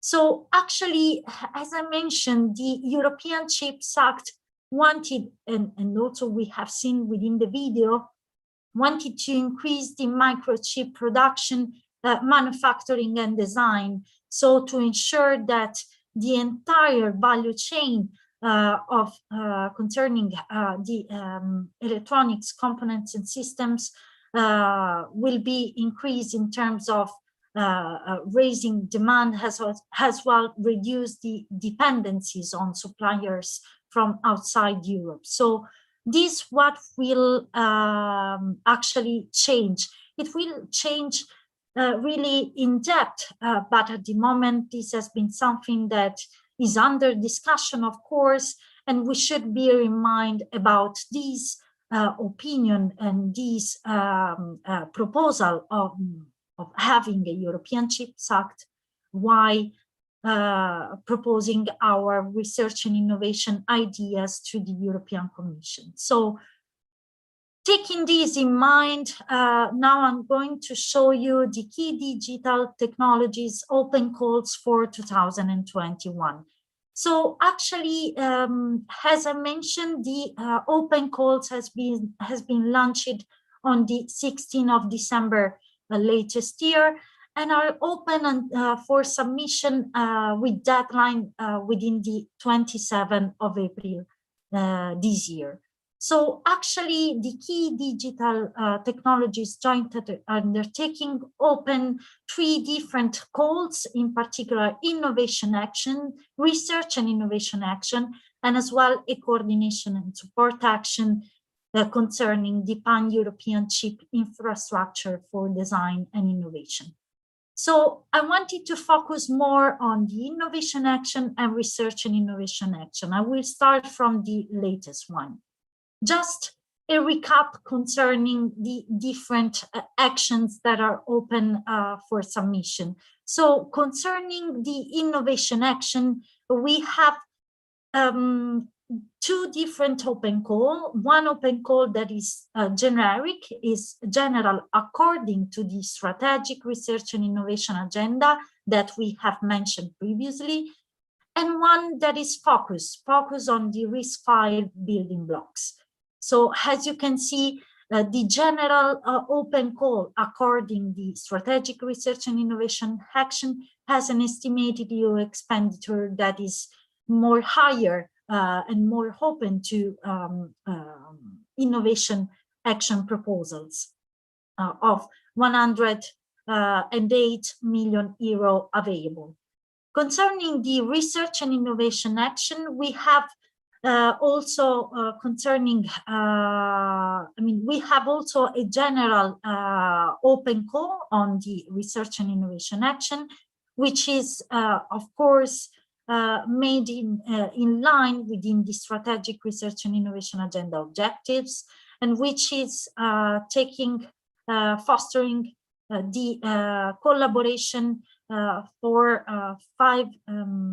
50 million euros concerning the RIAS. The focus topic on the research and innovation action is focused on processing solutions for DI at the edge. And then we have, of course, the coordination and support action. So following the technology readiness level, this actually is a slide that is giving information concerning the text of the research and innovation action. What is a research and innovation action in key digital technologies? A research and innovation action is focused on tier technology readiness levels between 3 and 4. In particular, we are talking about supporting activities that establish new knowledge and would like to explore the feasibility of new or improved technology, product, process, service, method, tool, or solution. So as I mentioned, the research and innovation action has two different open calls, one that is open and is open for the different building blocks concerning the strategic research and innovation agenda of electronic components and systems. In particular, in this case, the objective is to support the collaboration between small and medium enterprises, larger enterprises, universities, research and innovation centers, as well as public organizations, to the development of innovative technologies and supporting the demonstration of innovative approaches. Now I'm going to give to you an insight concerning the research and innovation action focus topic, in particular the one on processing solution for AI at the edge. The overall strategy here is to reinforce processors and semiconductor technologies for data processing, communication, and data infrastructure in order to foster new application of artificial intelligence at the edge. So actually here, the focus is to foster the development of European processors and accelerators to support the embedded intelligence, supporting inference and machine learning in autonomous intelligence objectives, and as well as artificial intelligence of things at the edge. The focus is as well to support the development of platforms and automated tools for hardware and software co-design, and as well supporting the AI software algorithms and frameworks, in particular for pushing the AI as a service at the edge. So now going to the innovation action. The innovation action would like to foster, of course, the advancements of technology readiness levels, so between 5 and 8. In particular, they would like to support the piloting, the demonstration, piloting, and testing of different solutions, in particular within the design and the arrangements of new, altered, of improved products, process, and methodologies, but also including the prototyping phases, demonstrating phases, and of course piloting and large-scale validation and market replication. So, as I mentioned before, within the KDT innovation action, the generic focus, they would like to be, of course, related to the SRIA, the Strategic Research and Innovation Agenda that we have mentioned previously. But we have, of course, another focus topics that I was mentioning previously, in particular, the one on development of open source RISC-V building blocks. So the goal is to support the RISC-V building blocks in order to pushing the relevant industry standard, in particular for today proprietary structure set architectures. So actually here the proposal should give evidence for the readiness to cooperate with RISC-V actions or initiatives, and as well as provide clear inputs. The actions are going to foster linked actions between each other concerning, so fostering the collaboration of the different proposals that are going to be funded under these open source RISC-V building blocks, and as well as to develop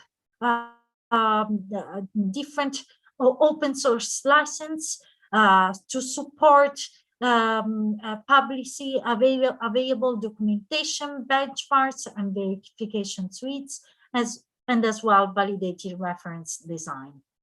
In these specific innovation actions, the joint undertaking would like to really stress the application of those different proposals with demonstrators, with one or more demonstrator in industrial environment, of course, as compliant with all the actions that has been supported previously by the Excel joint undertaking.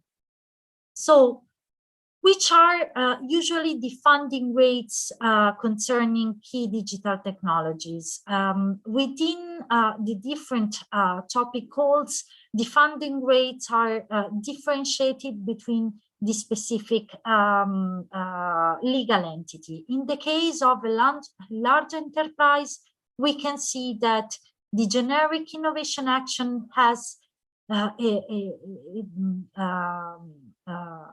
a funding rate of 20%. Within the focus topic of the innovation action 2025, as well as for the research and innovation action and for the research and innovation action focus topic. Within the small, for the small and medium enterprise, the funding rate is a little bit going further with the 30%. And as well, concerning the research and innovation action, both generic and focus topic and the innovation action focus topic, the objective is to foster their participation with the 35%. And actually, this is the same funding rate also for universities or research centers, which of course are no profit. So we have mentioned about the deadlines of those open calls. We have as deadline the 27th of April this year. Where to find and how, who is going to participate, I'm sorry. So actually any organization can participate within the key digital technologies joint undertaking. Actually, within the reference documents, you will have the chance to look at the different countries that have made available the budget for letting the legal entities participate to those different open calls. In particular for Turkey, has been made available 6 million euros for the participation of Turkish proposal to the different calls. Actually, the joint undertaking made available the X collaboration tool, How does it work?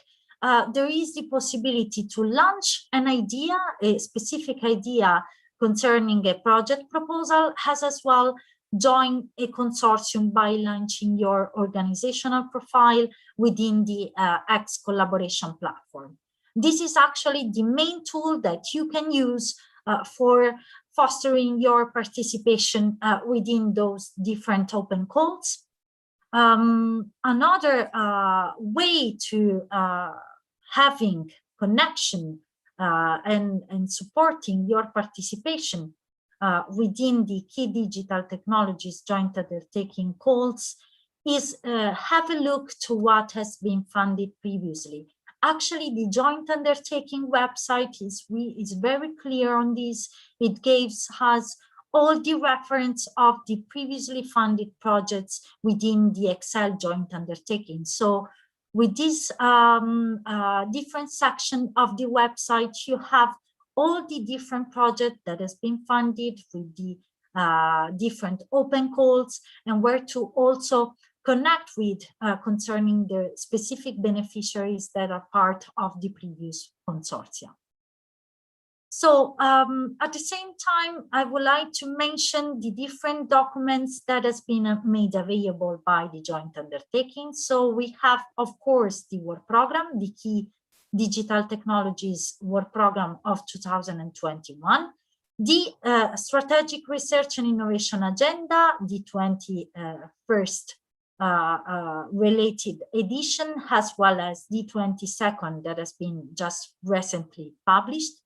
The guide for applicants, for the participants that are going to apply within key digital technologies, the proposal template concerning the innovation action and the research and innovation action, the different national budget tables, of course, that are specifically referring to the participation at national level, the evaluation form where you can find the evaluation criteria on how the different proposals are going to be evaluated, and as well as the model grant agreement where you can find also the specific articles that are going to be signed by the consortium in order to get funded.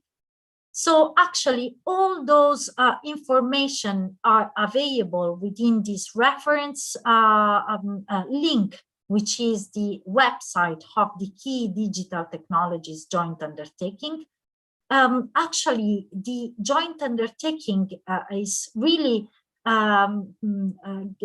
paying our attention on the national conditions because they are changing quite several times from nations to nations.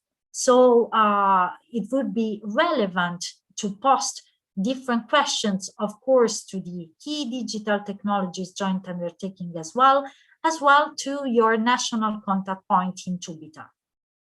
And actually, that's it from my side. Of course, if you have any question, this is my address, and I'm available for question right now in the case. And thank you for your attention.